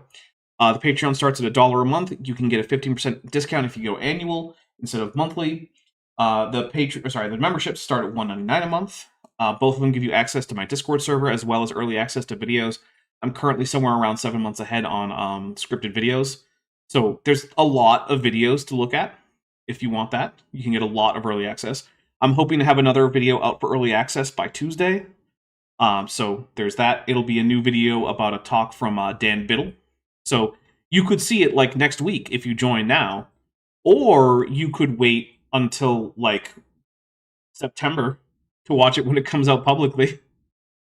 So, it's up to you. And please don't give any money if you can't afford it. Also, there's merch right below this. If you don't like any of those products there are other merch items in the store. I can't literally put all the merch in the little merch shelf, so check those out. But that's enough of that. And I'm double checking. It doesn't look like we have any new super chats that have come in while we were on break. But also, we are past the halfway point on the goal. We only need 14 more super chats. Oh, that's good, guys. Keep it going. But also, we're also +1 on the F-bombs today. So I don't know. We are. We need some, and I'm drinking. So, shit's probably gonna happen. Yeah. At some point. I turned on an illegal stream of the Calgary Flames game. Well, see, listen, Dinosaur. I'm gonna call the Mounties. They're gonna come for you. Listen, if you had started your stream, at a normal time, which I did, like the rest of us in this godforsaken world that have to observe daylight savings time, it would be over by now, and I'd be watching my illegal stream of the Flames game. No, I have to call in the privacy of my own home without anybody knowing it. But I had to turn it off because it was interfering with your audio. So okay. But guys, it's good. It's 1-0 already. And can you Jonathan Huberto has 53 points now. Wow. I'm happy about that. So good for him. Anyways, yes. I don't even know who that is. We're on are we going now? Are you done? I actually, how about this? If we can get the funding to 50%, I think Kip should have to do another sobriety test. If we can get where? If we can get the funding to 50% on the funding donations, we're at 19% now, so it's not super likely. Okay. Would you commit now to doing a sobriety test at 50%? I will commit to doing a sobriety test at Okay. You'll want to take your glasses 50, off. At 50%. Yeah, probably. Okay. So well, there you go, guys. There's another goal. No, you'll want them off. Well, you can have them on now, but for the test, you'll want to take them off completely because you might fall. Right. That's true. Did I have them on or off my face? I probably off the last probably time off. I did one, right? Probably. Josh McGee's for $5 says, for one half of an F-bomb for the fund. One half of an F-bomb. How do I do? I don't even know how to do one. Don't worry. I think the other half will come in later. I've already done one. Hopefully. Yeah. And I've already used that. Right, because what Josh McGee's has done in the past is because we have the super chat goal, rather than giving a single $10 super chat. It's very smart. Yeah. Very smart, Jonathan. Yeah. Joshua. Yes, of course. Right. Very good. Okay. We're on environmental changes. I think here. this one's me. The world changed significantly because of the flood. Yes. I mean, I guess it would Right. have, Vody. That does make sense. Vegetation, as well as land and sea life, were drastically reduced. I think you mean completely eliminated, because that's what would actually happen. Completely gone. Yeah. Yeah. You just mixed all the fresh and salt water together. That's going to kill off all the fish, and you just salted the entirety of the earth. It's all done now. It's yeah. Josh McGee's for $5 says, to and say the nothing second for half. the heat problem. Right. Josh McGee's for $5 says, and the second half for the F-bomb fund. Thank you very much. All right. So there we go. Now we're back to 0. We're at 0. We always start with one free one. All right. Does that mean I'm okay? That means you don't get another one right now. I had carryover. Don't I get carryover? Like I had a free one from before, so that doesn't mean I don't get a free one. Was it the free one, or is that how it works? Was it the free one that we started the show with, or was it excess from like the bank? I'm pretty sure I had one in the bank. You said okay. Last in that case, then you do still have one in the bank. So you now have one. So I still have one. I have one. Okay. All right. Noah, who was already 600 years old, stepped off the ark into his new world as well. Into this new world as well. If the environment was the cause of the reduced age... Why as well? Why did he say as... Why? What is that doing at the end of the sentence? He stepped off the ark into his new world as well. As well as what? As well as the other people who were living there, I guess. I don't know. I honestly don't know what that's doing there. Oh, if the environment was the cause of the reduced age, why did Noah live 350 more years? Noah was the third longest lived person recorded in the Bible after Methuselah and Jared! Which exclamation mark. Okay, I'm sorry, I have to say this more excitedly. Noah was the third longest lived person recorded in the Bible after Methuselah and Jared! Sorry, we got to make sure that we get the right intonation here. Very nice. Yeah. Yeah, you did that well. Thank you. If the environmental effects were the cause, then Noah's long life does not make sense unless these environmental effects were more gradual. This does not say that environmental changes had no impact, but those effects were not the primary cause of lifespans dropping in about 9 times. So what I'm getting from this is that I don't think Bodhi has an explanation that has any kind of like non-supernatural cause. I think he's just going to rely on like God cursed people. And this is God, just part of the curse. Yeah. It's just part of it. How long is this chapter? That was a great question. Because is this like I only just thought of this now. Is this like one of those 4-page filler chapters like the other dumb ones to answer dumb questions that he posed before? I don't know. Or is this okay? Well, I guess we will find out, won't we?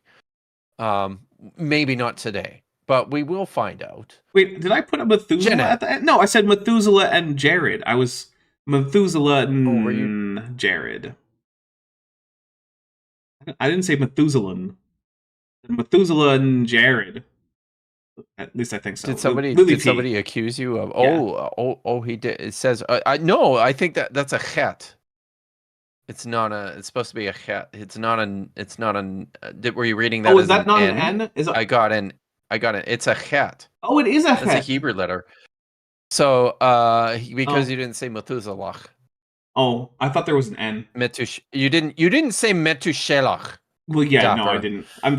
Look, if you did not, if Bodhi bothered to write the name in Hebrew, I would use a more Hebrew pronunciation. He didn't, so I'm going to use the pronunciation. He didn't do that. He really didn't. It's the same reason that I say Jesus and not Jesus, right? It's because I'm speaking English. Did you know that Methuselah does not mean his death he will send? Did you know that? You knew that was not what's going on there? I was innocent to that proposition. So I did not know that. Good. But I also didn't think otherwise. Okay. All right. We should not talk about that. Okay. In that case, you want to go with genetics? Let's read. Ooh, here we go. Genetics were likely the primary culprit. Okay, so it's... okay. Is Dr. David Menton a geneticist? No, he is he was an anatomist. Okay, all right.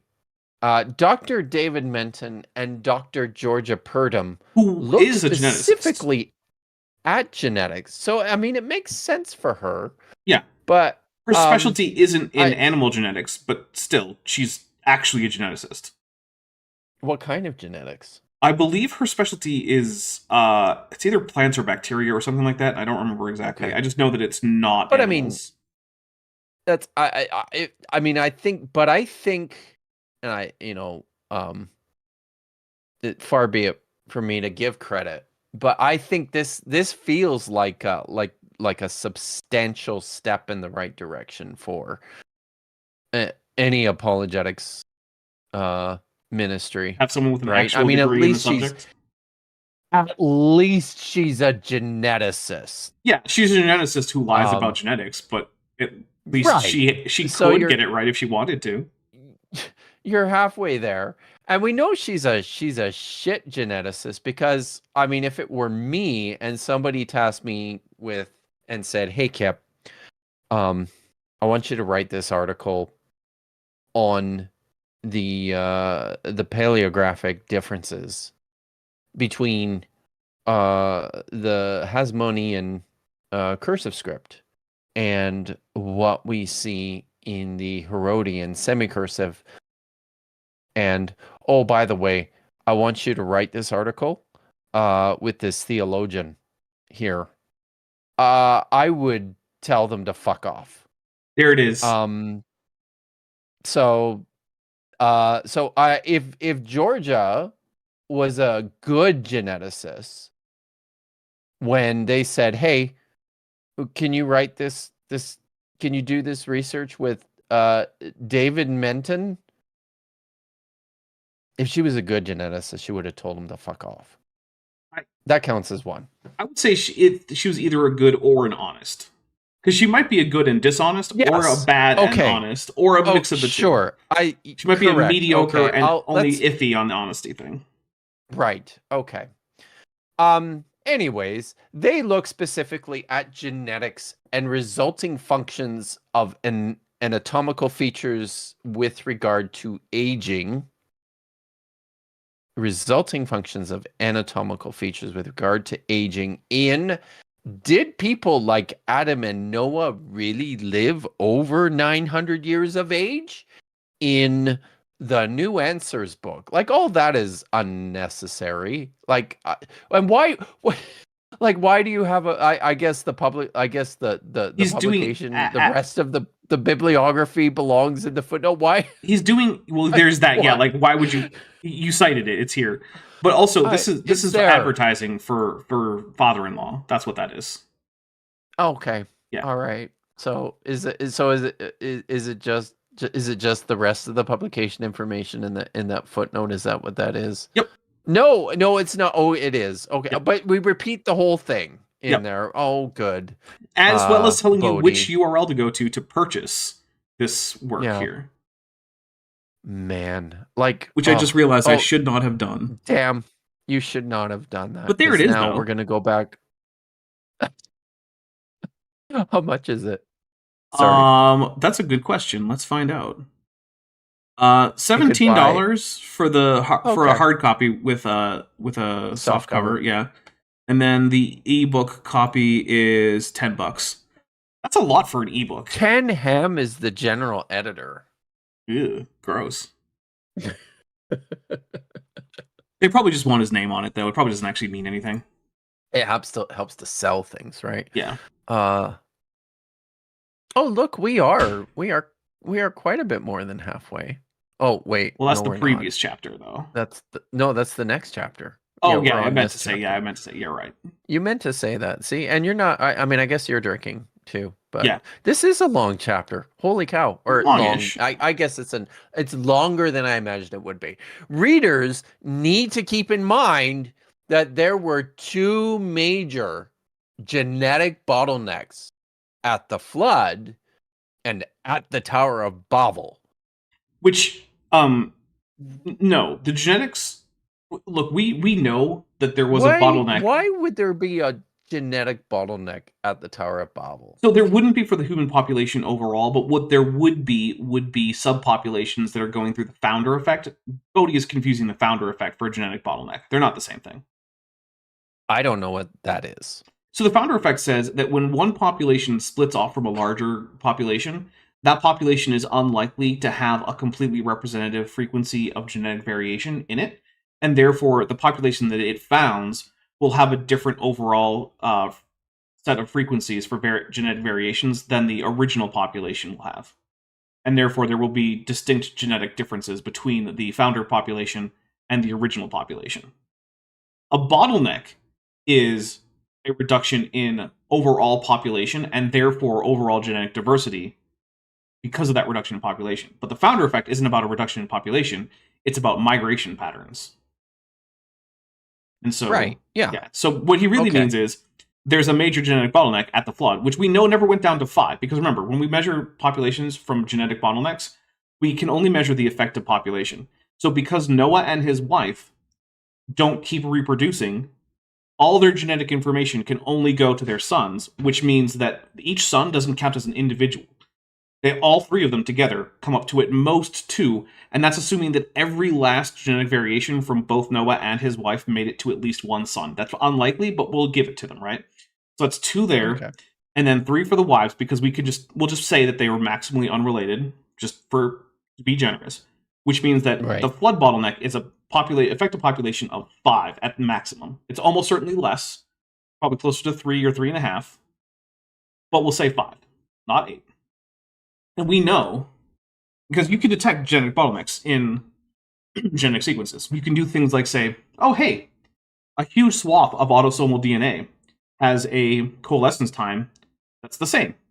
And depending on how much of this coalescence is happening at particular times, you can determine both the size of bottlenecks, their duration, and I guess both of those things, So we've done this for humans. And we do know that there was a genetic bottleneck a few 100,000 years ago. But we know that it reduced the human population to hundreds of thousands. Not less than 10. And certainly not 5. And that's just not what happened. So Bodhi is just wrong. There is no genetic evidence of a bottleneck at Babel or the flood. Now, as far as the genetic founder effect from Babel, we also know that's not true. Because if that were the case, then what you would expect to find is you would expect to find 2 things. You would expect the most genetic diversity to be centered around Turkey-ish, maybe Shinar, right? So maybe Iraq. So one of those 2 options, right? Probably Iraq, according to Bodhi. And the other thing is, now this is a bit more subtle, but it's actually better evidence. There's something called linkage disequilibrium, which is how often one variation is associated with other variations on the same chromosome.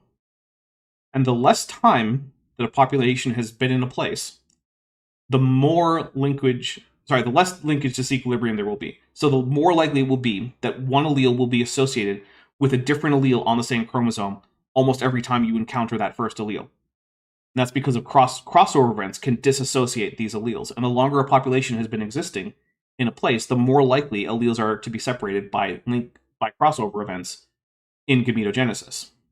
And also, the Middle East does not have the highest linkage disequilibrium. Instead, both genetic diversity and linkage disequilibrium peak around Ethiopia. In fact, there are studies that show you both linkage disequilibrium and genetic diversity in populations as a function of distance from Addis Ababa, which is the capital of Ethiopia, and it just forms a slope. So the center of founder effects from humans are in fact found in East Africa, not the Middle East. So let's see.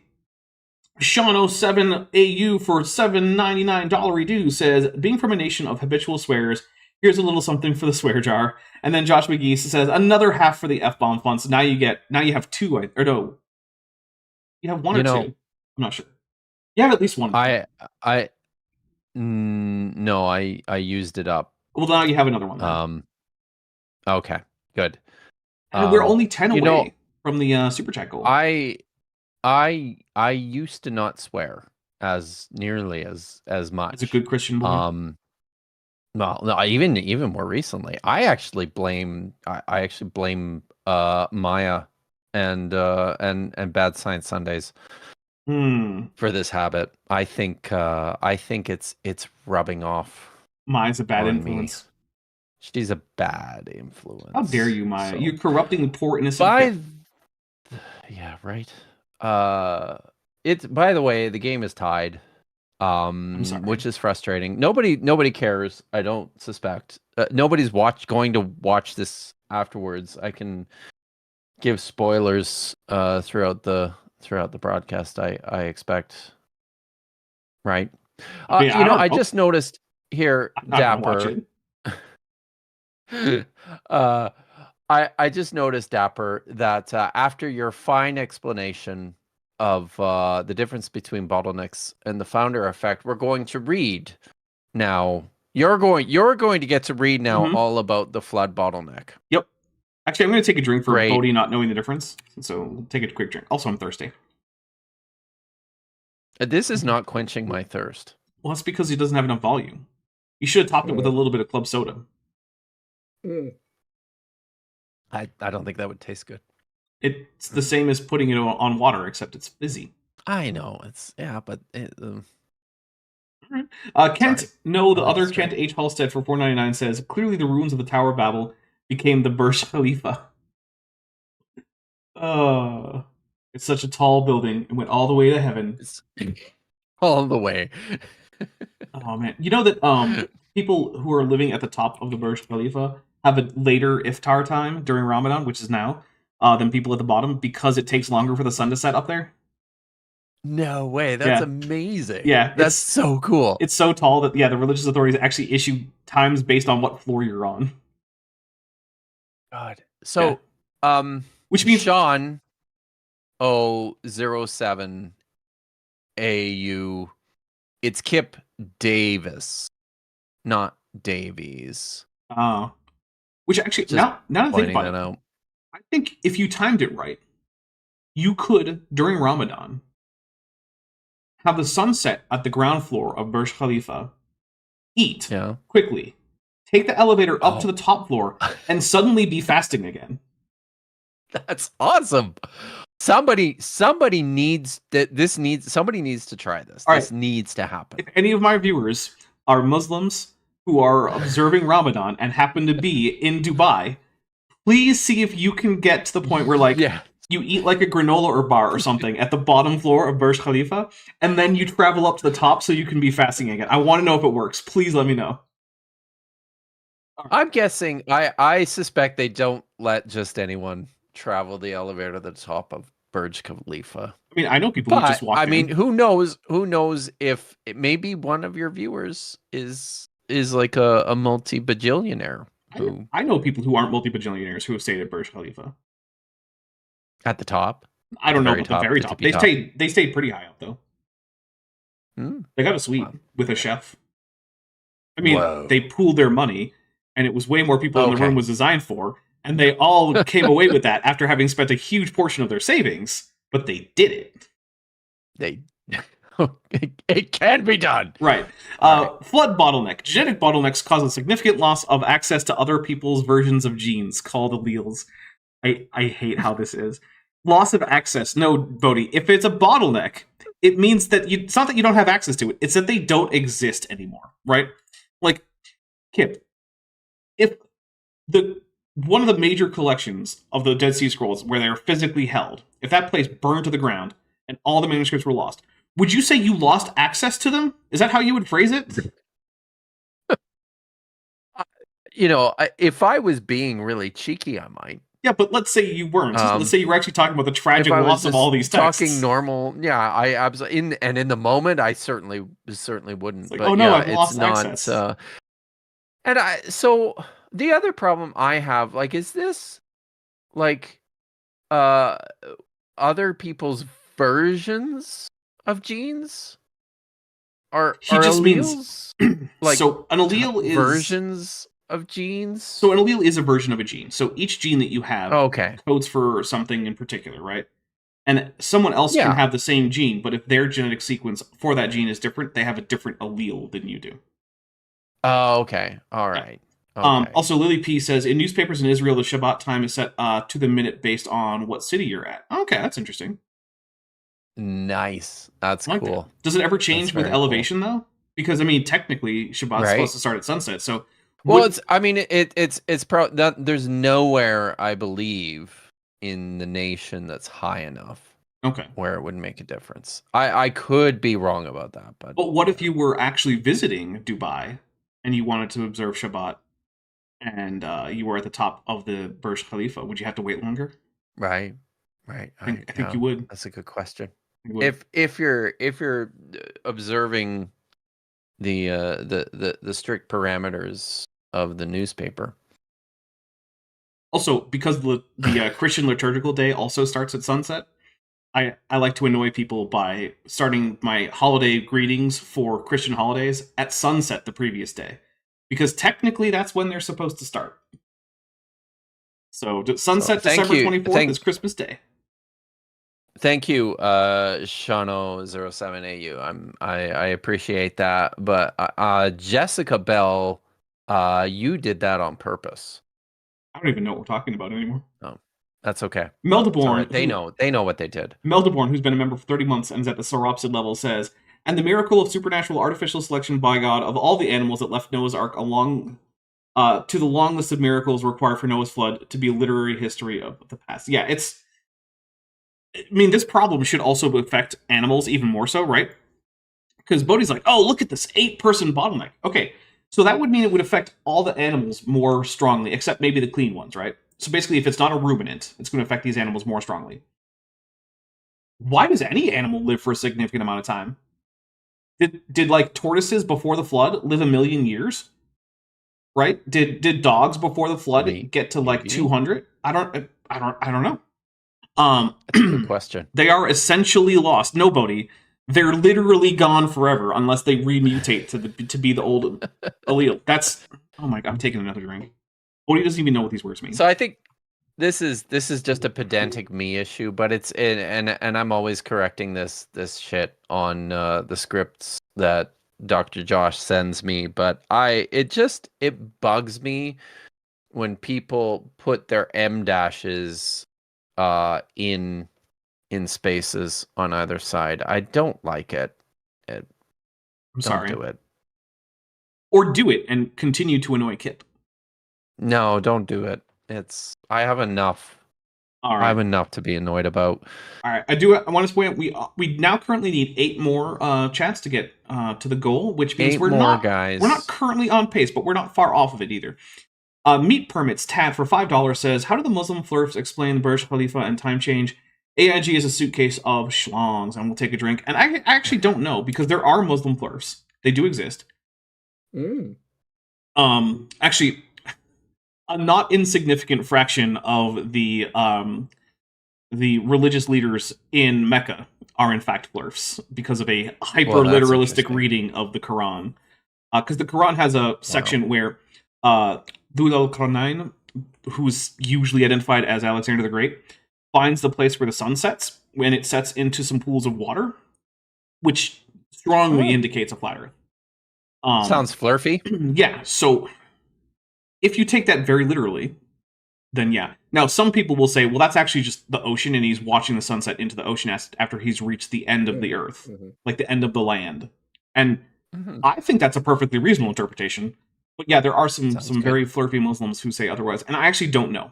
I don't know if they've ever been asked. Yeah. In fact, the only reason I became aware that there are very flirty Muslim clerics out there is because they, a while back, made some very weird flirt statements about Mecca that made it into some like international press areas because of how ridiculous they were. So yeah, I have no idea. I've never actually talked to a Muslim flirt about anything. They're not super common from what I can tell. Let's see. The obvious loss of pre-flood people reduced the alleles in the gene pool in humanity to only 8 people, but really only 6? Where are you getting 6, Bodhi? Not 6. It's 5. Those 3 sons don't count as 3 people. That's 2 people. Because they both have the same parents, Bodhi. So, generally speaking, 2 people, or 1 person can only hold 2 alleles per gene, right? Which means 2 people can at maximum have 4 alleles per locus. Which means that between all 3 sons, you can still only get the 4 alleles if you're ignoring mutation, which we largely can. But anyway, Scripture reveals that Noah and his wife had no more sons after the flood, Genesis 10, which doesn't get a footnote this time. So this leaves Shem, Ham, and Japheth and their wives, and of course, these 3 men each inherited their genes from the same 2 parents. Yeah, Bodhi, so that's 5, not 6. Come on, man. Boy, I'm taking a drink for Bodhi not knowing how to do math. This was a missed opportunity for Bodhi to really pad this book by throwing all of Genesis 10 into a footnote. By the way, it's 2-1 now for the Islanders, which is fucking annoying. Oh, there it is. Wait, no, we don't have an extra one handy, do we? No, we did. We did. I gotta start having a new counter just for the F-bomb fun. Like, how many F-bombs do we have available? All right, so the chat knows. Yeah, chat knows. They're better at it than I am. Chat. Yeah, they're better at it than I am, I know. So early generations after the flood, like early generations after the Garden of Eden, saw marriages between people who were close relatives. Of course, such close intermarriage was not forbidden until the time of Moses, Leviticus 18. Regardless, this bottleneck saw the loss of genetic information from the gene pool of those who died in the flood. Now, here's the weird thing, right? According to Bodhi, you can't actually really gain new quote-unquote information, which means just long-term new functions and additional functionality out of genetics by mutation. For Bodhi, unless it's placed in the genes of the original group that were directly created by God, it's not useful variation. It's all degradation. Now, that means that if you start with Adam and Eve, you have a maximum number of alleles of 4 per gene locus. And since we have a bottleneck of 5 at maximum at the flood, there actually doesn't need to be a flood bottleneck compared to what would have happened directly after Adam and Eve started having kids, right? Because it's still 4 right there. Which means any alleles past 4 are going to be new mutations that are supposed to be bad. So why is Bodhi talking about this? According to his model, this doesn't actually make a whole lot of sense. We should be at basically the same point. Sure, we are probably now going to have more of the, we'll have lost a lot of the mutated alleles that are supposed to be bad, but isn't that like a good thing? Getting rid of all these bad mutations, Bodhi? I don't know. Let's see. Metageeky Platypus Warlock for $5 says, what if Miss Noah has been a liberated feminist stereotype and slept around? I mean, that would increase the number. What if? Yeah, I mean, if Mrs. Noah was stepping out. Yeah. I mean, I guess although, since Bodhi's a literalist, and it says that Noah, like, begot his sons, then according to Bodhi, we can rule that out. So, I'm sorry, I just, do you guys know about this? The Genesis Apocrypha, which is a text from the Dead Sea Scrolls, actually contains a fragmentary copy of an amazing story about Noah's parents, Lamech and Bitanosh.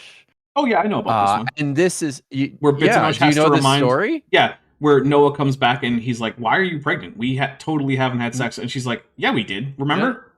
Well, yeah. But the reason, it's not because she's pregnant. It's because when Noah is born, he's such a spectacular infant that he thinks right at the outset, oh my God, my wife is kicking boots with the Nephilim. Because, I mean, how else? I don't have the virility to produce such my sperm isn't that cool.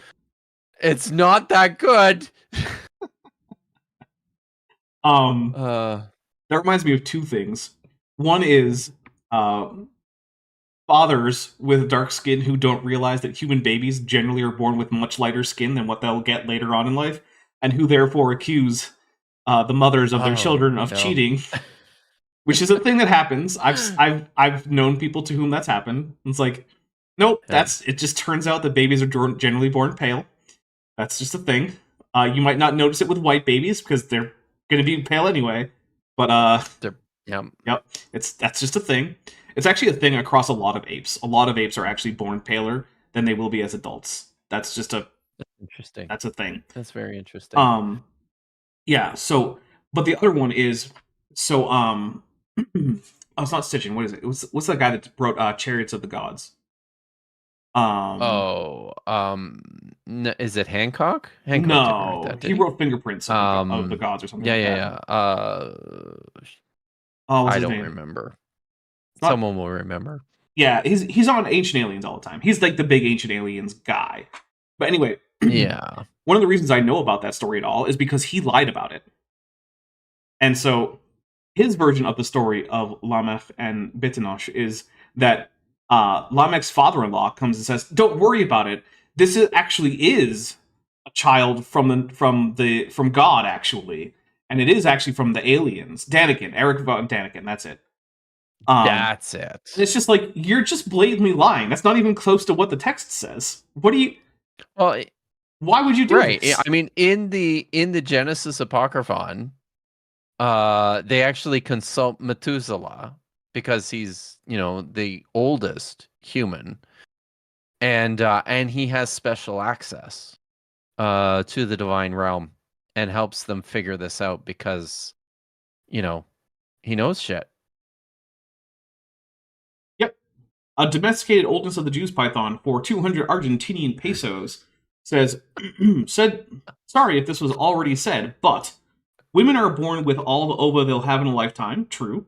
In order to be hundreds of years old and still have children, how big are those ovaries? God damn. So that actually is not a huge barrier because, generally speaking, female humans are born with several thousand ova. And since you're only going to go through, on average, about probably not more than 14 in a given year, you actually do have hundreds of years worth of ova. So, yeah, the number of ova produced in embryo versus the number of ova that any one female will actually end up using in a lifetime is not very well calibrated, which itself, I would say, argues against intelligent design, right? Like, why are you producing so many gametes that are never gonna... Yeah. Now, there is actually some use to having excess gametes, which is to say that sometimes mutations will occur during gametogenesis, which make the gametes non-viable and don't even form correctly, and that can be offset by having excess gametes. So there is some degree to which that's helpful, but the ridiculous number of ova produced versus the extremely small subset of them that are ever actually released is very true. Yeah. Josh McGee's for $5 says 3 left to go before hitting the goal. That's true. That's true. All right. Let's.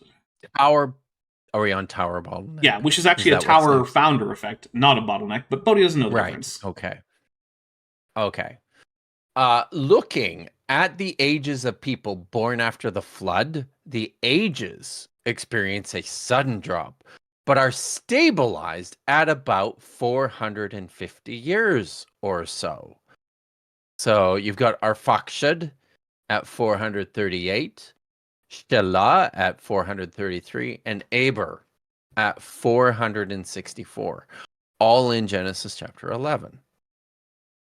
So the ages seem to drop off significantly where Shem, who was born prior to the flood, lived to 600. After the tower, ages suddenly drop from about 450 years to about 235 years or so for 3 generations. And we've explained this. Can you imagine actually sitting here and doing all this math because you think this is real? Like, look, there's math to do here. There's math. Like you could do it, but I'm just gonna say I've fucking done the math, and there's math to do here. It's a fascinating exercise in terms of trying to establish what these people were doing, but Bodhi is not interested in that. No, he's not.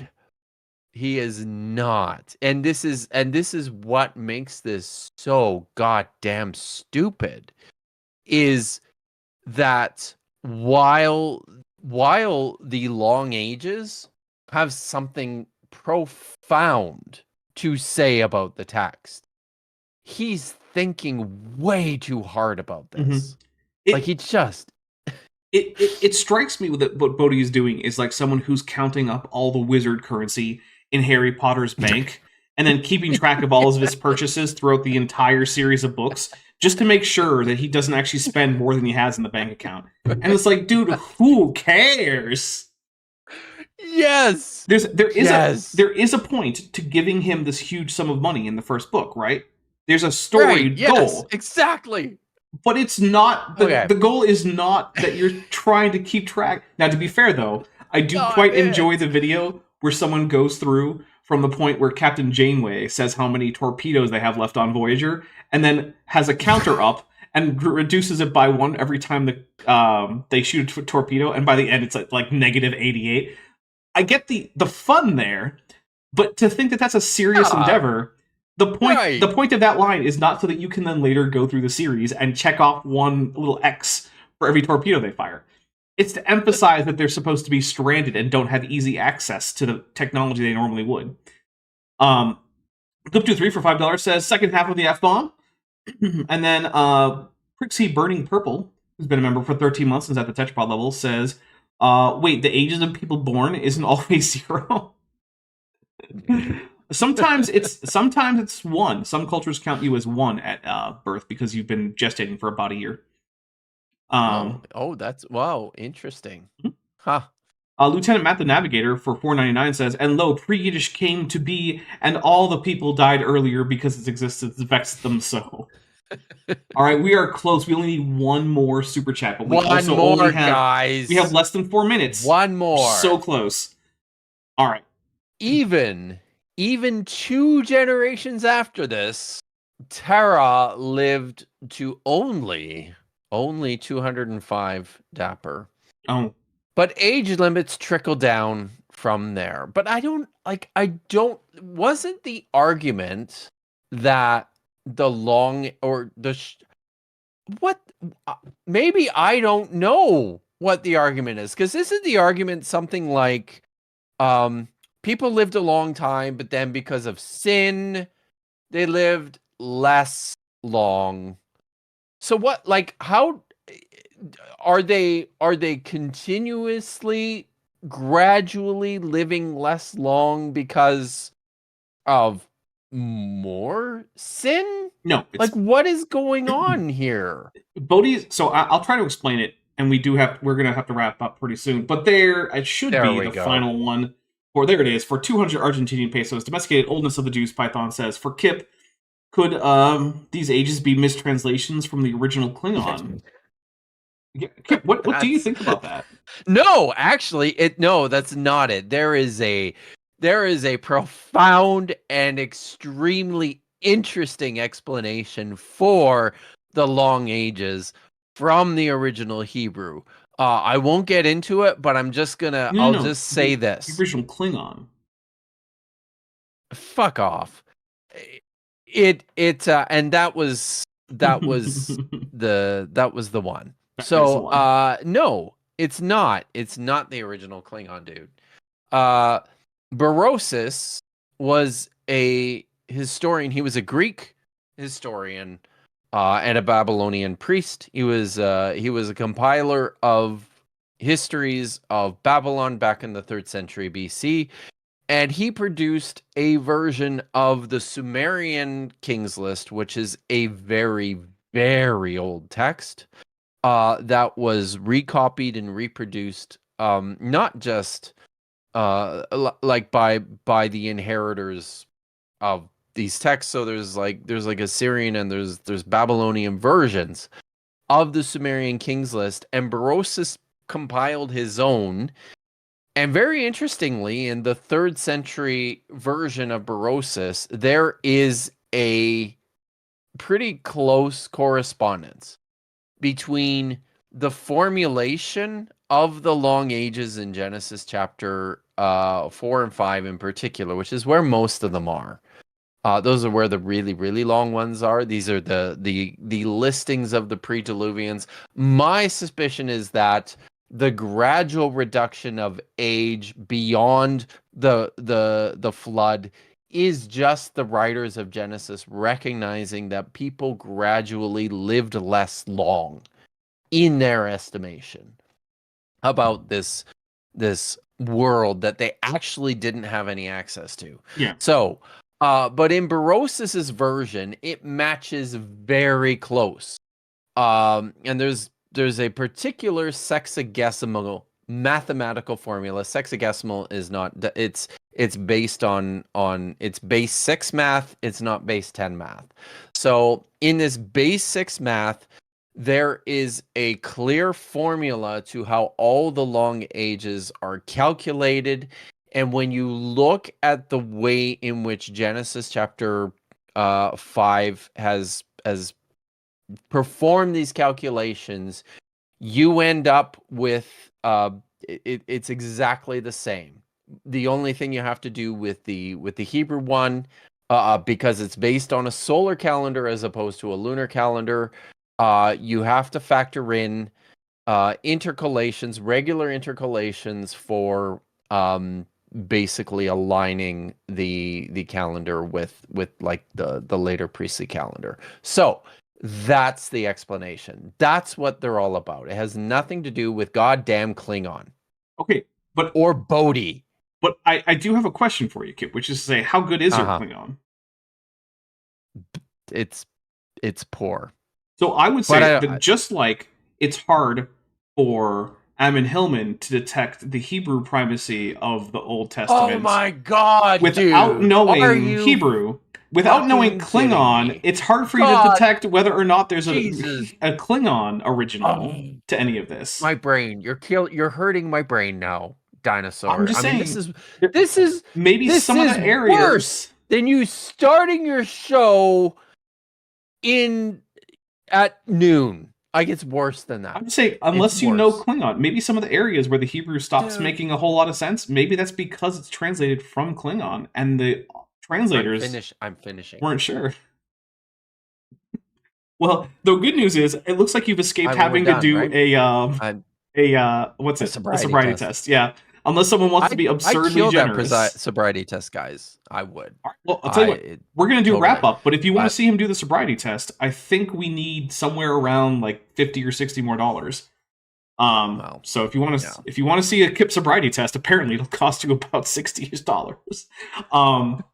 So, of course, I don't actually think that the Old Testament was written in Klingon originally, as Robert Madewell points out, who's been a member for 46 months at the annual level. I thought the original was pre-Yiddish, which of course is in fact the original language of the Hebrew Scriptures. It's pre-Yiddish. We all know this. Now, Shakespeare, on the other hand, that was written in Klingon. We all know this. I think the chances are higher than it was Greek, I'll tell you that much. Than Klingon? Well, then both. So. Well, I mean, at least Klingon and Greek exist as languages. Pre-Yiddish doesn't exist at all. That's fair. That's fair. If I wanted to translate the Hebrew texts into Klingon, I could do it. I couldn't do it into pre-Yiddish. I don't know. I believe in you. You think I could? I would have to invent pre-Yiddish. I think you could find a way. I wouldn't put it past you. I don't even know how I would do that, other than just making it like Old High German. But Joshua Geese has just gifted 10 Dapper Dinosaur memberships. That puts us at 46%. We're still doing wrap-up, but we Kip, you might have to do a sobriety test. I take 10 drinks. Why don't you tell people what's coming up with you in the next week or so? So I will. I am going to finally get my. I know it feels like it's kind of like I'm starting to feel like George R.R. Martin here. But I am actually finally going to publish this interview that Dr. Josh and I had with Professor Amahai Mazar. And I really hope it's going to be this week. Josh and I are actually meeting later today to do some final recording, and I'm going to put some final touches on the video. So look for that. I really want to get that out this week. This is the interview he and I had with Professor Amahai Mazar about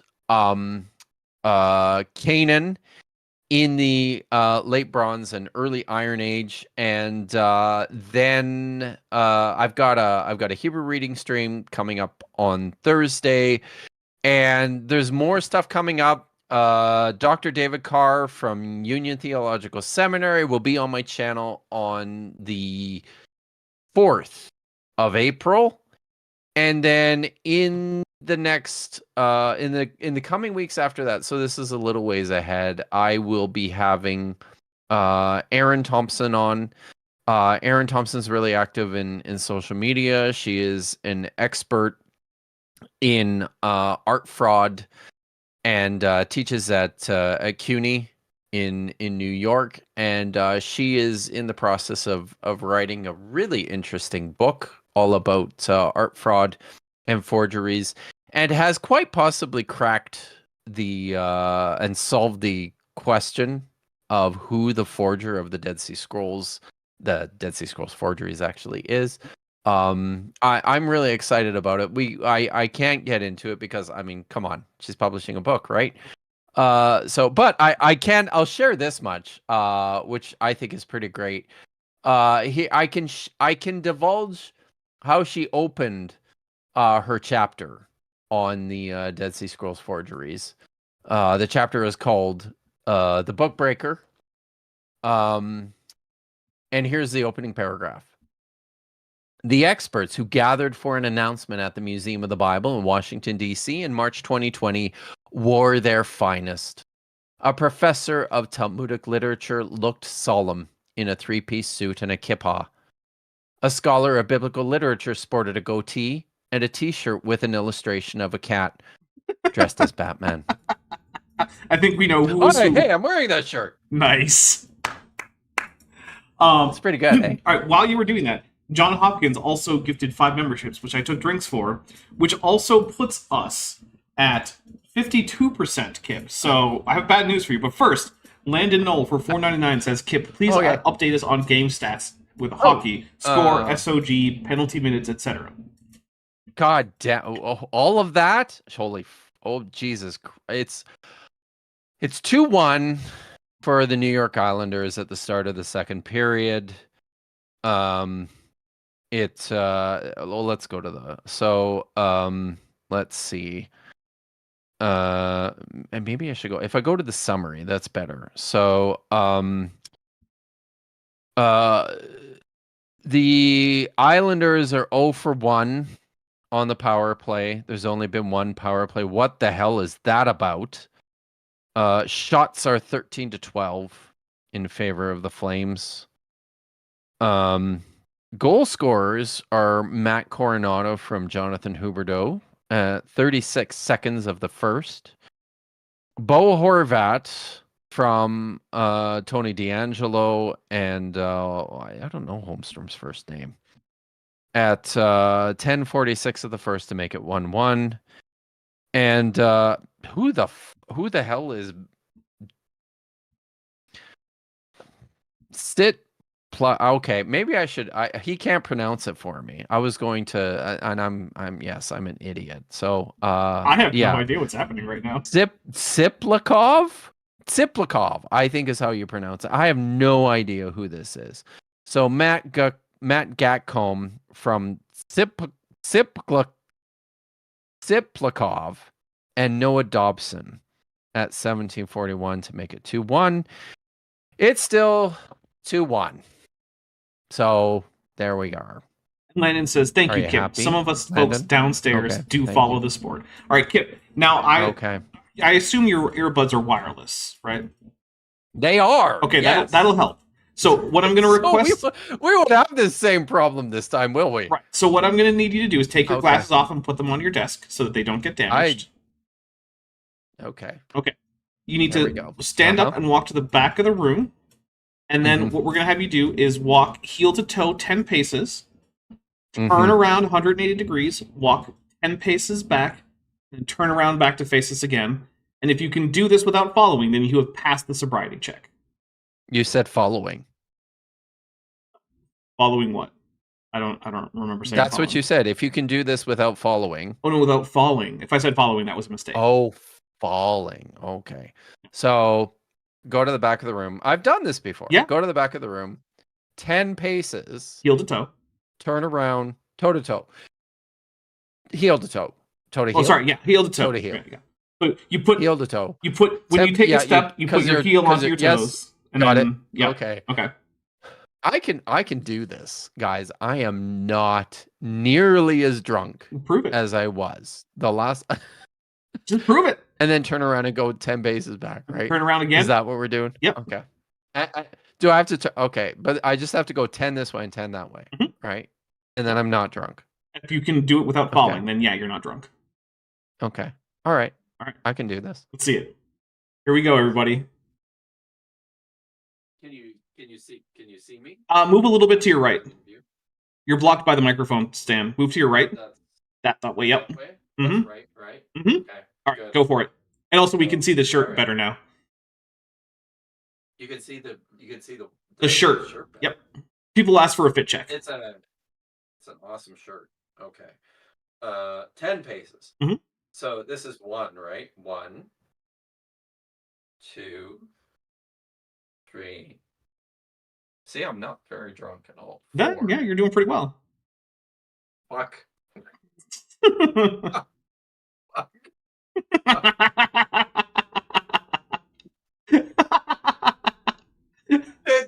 I didn't take that. I didn't take it yet, did I? Did you take a step that wasn't a step forward, heel to toe? I haven't. I did. Yeah, so you didn't actually follow the directions then. Does it count if I'm balancing myself with my foot? That's hard. It is hard. Can sober people do this? Yes. I don't know if I've ever done this sober. Well, we'll have to next time. Maybe we'll start with a sobriety check. I got farther than I did last time. That's true. You're less drunk than honestly, last time. I'm like 52 years old. My balance is shit anyways. Do old people do sobriety tests? They do if they're pulled over for being DUI. All right. Well, thank you very much, everyone. With that, we're going to close on a slightly tipsy Kip is what we'll call it. Thank you. Yes, you're welcome. If you're interested, over on my Discord channel, we're going to be watching 2 double episodes of Power Rangers Super Dino Charge or Dino Supercharge or something like that. I don't know. The naming convention is dumb. And it was imposed on Power Rangers by Nickelodeon because they're dicks. So that's what we're going to do. And then after that, I have some stuff that is... we're going to be... Landon. We're making progress on the Star Trek Endurance show. We have our session 0 today. It's not going to be public, but that's one of the last things that we need. After that, I just need the rest of the character art from Chesh, and I need to make end credits, and we're good. We can actually start playing. So I'm expecting to start playing at the latest by the end of April, but I expect to be playing sooner than that. So thank you very much, everybody. I hope you have a safe rest of your weekend. Hey, get your passport if you don't have a passport and you're living in the former United States. I have to pick mine up. Well, don't come here. I'll do that on Tuesday. I'm going to do it on Tuesday. I don't know if you know, but the current regime is already disappearing people without due process to foreign prisons. It's terrifying. Yeah. For you guys. I am terrified. Do not put yourself under the jurisdiction of the United States of America for even a second, if you can avoid it. Yeah. And if you can get out, you should get out. Come here, guys. All right. Bye, everybody. Hey, before you leave, I just want to take a second to thank my patrons and channel members, especially those pledging $20 or above. Ben Tovend, Ferrevara, Tapioca Weasel, Whispers, Max Cherry, North Texas Fossils, John Ackerman, Strawberry Vein, Dr. Tapioca Weasel, Elleron Teller, Ian Chen, Kelvin Brostek von Manen, Landon Knoll, Mabbity Babbity, Sphincter of Doom, and Volus. It's because of my channel members and patrons whom you're seeing on screen that this channel can stay afloat. Without you, it would all shut down. If you want to join the team, there's a link to join the channel below this video, and there's a link to join the Patreon in the description. On the Patreon, you can get a 10% discount for pledging annually, and either way, you get early access to virtually all of my scripted videos, often 3 to 5 months before they come out for the general public. Thanks for watching.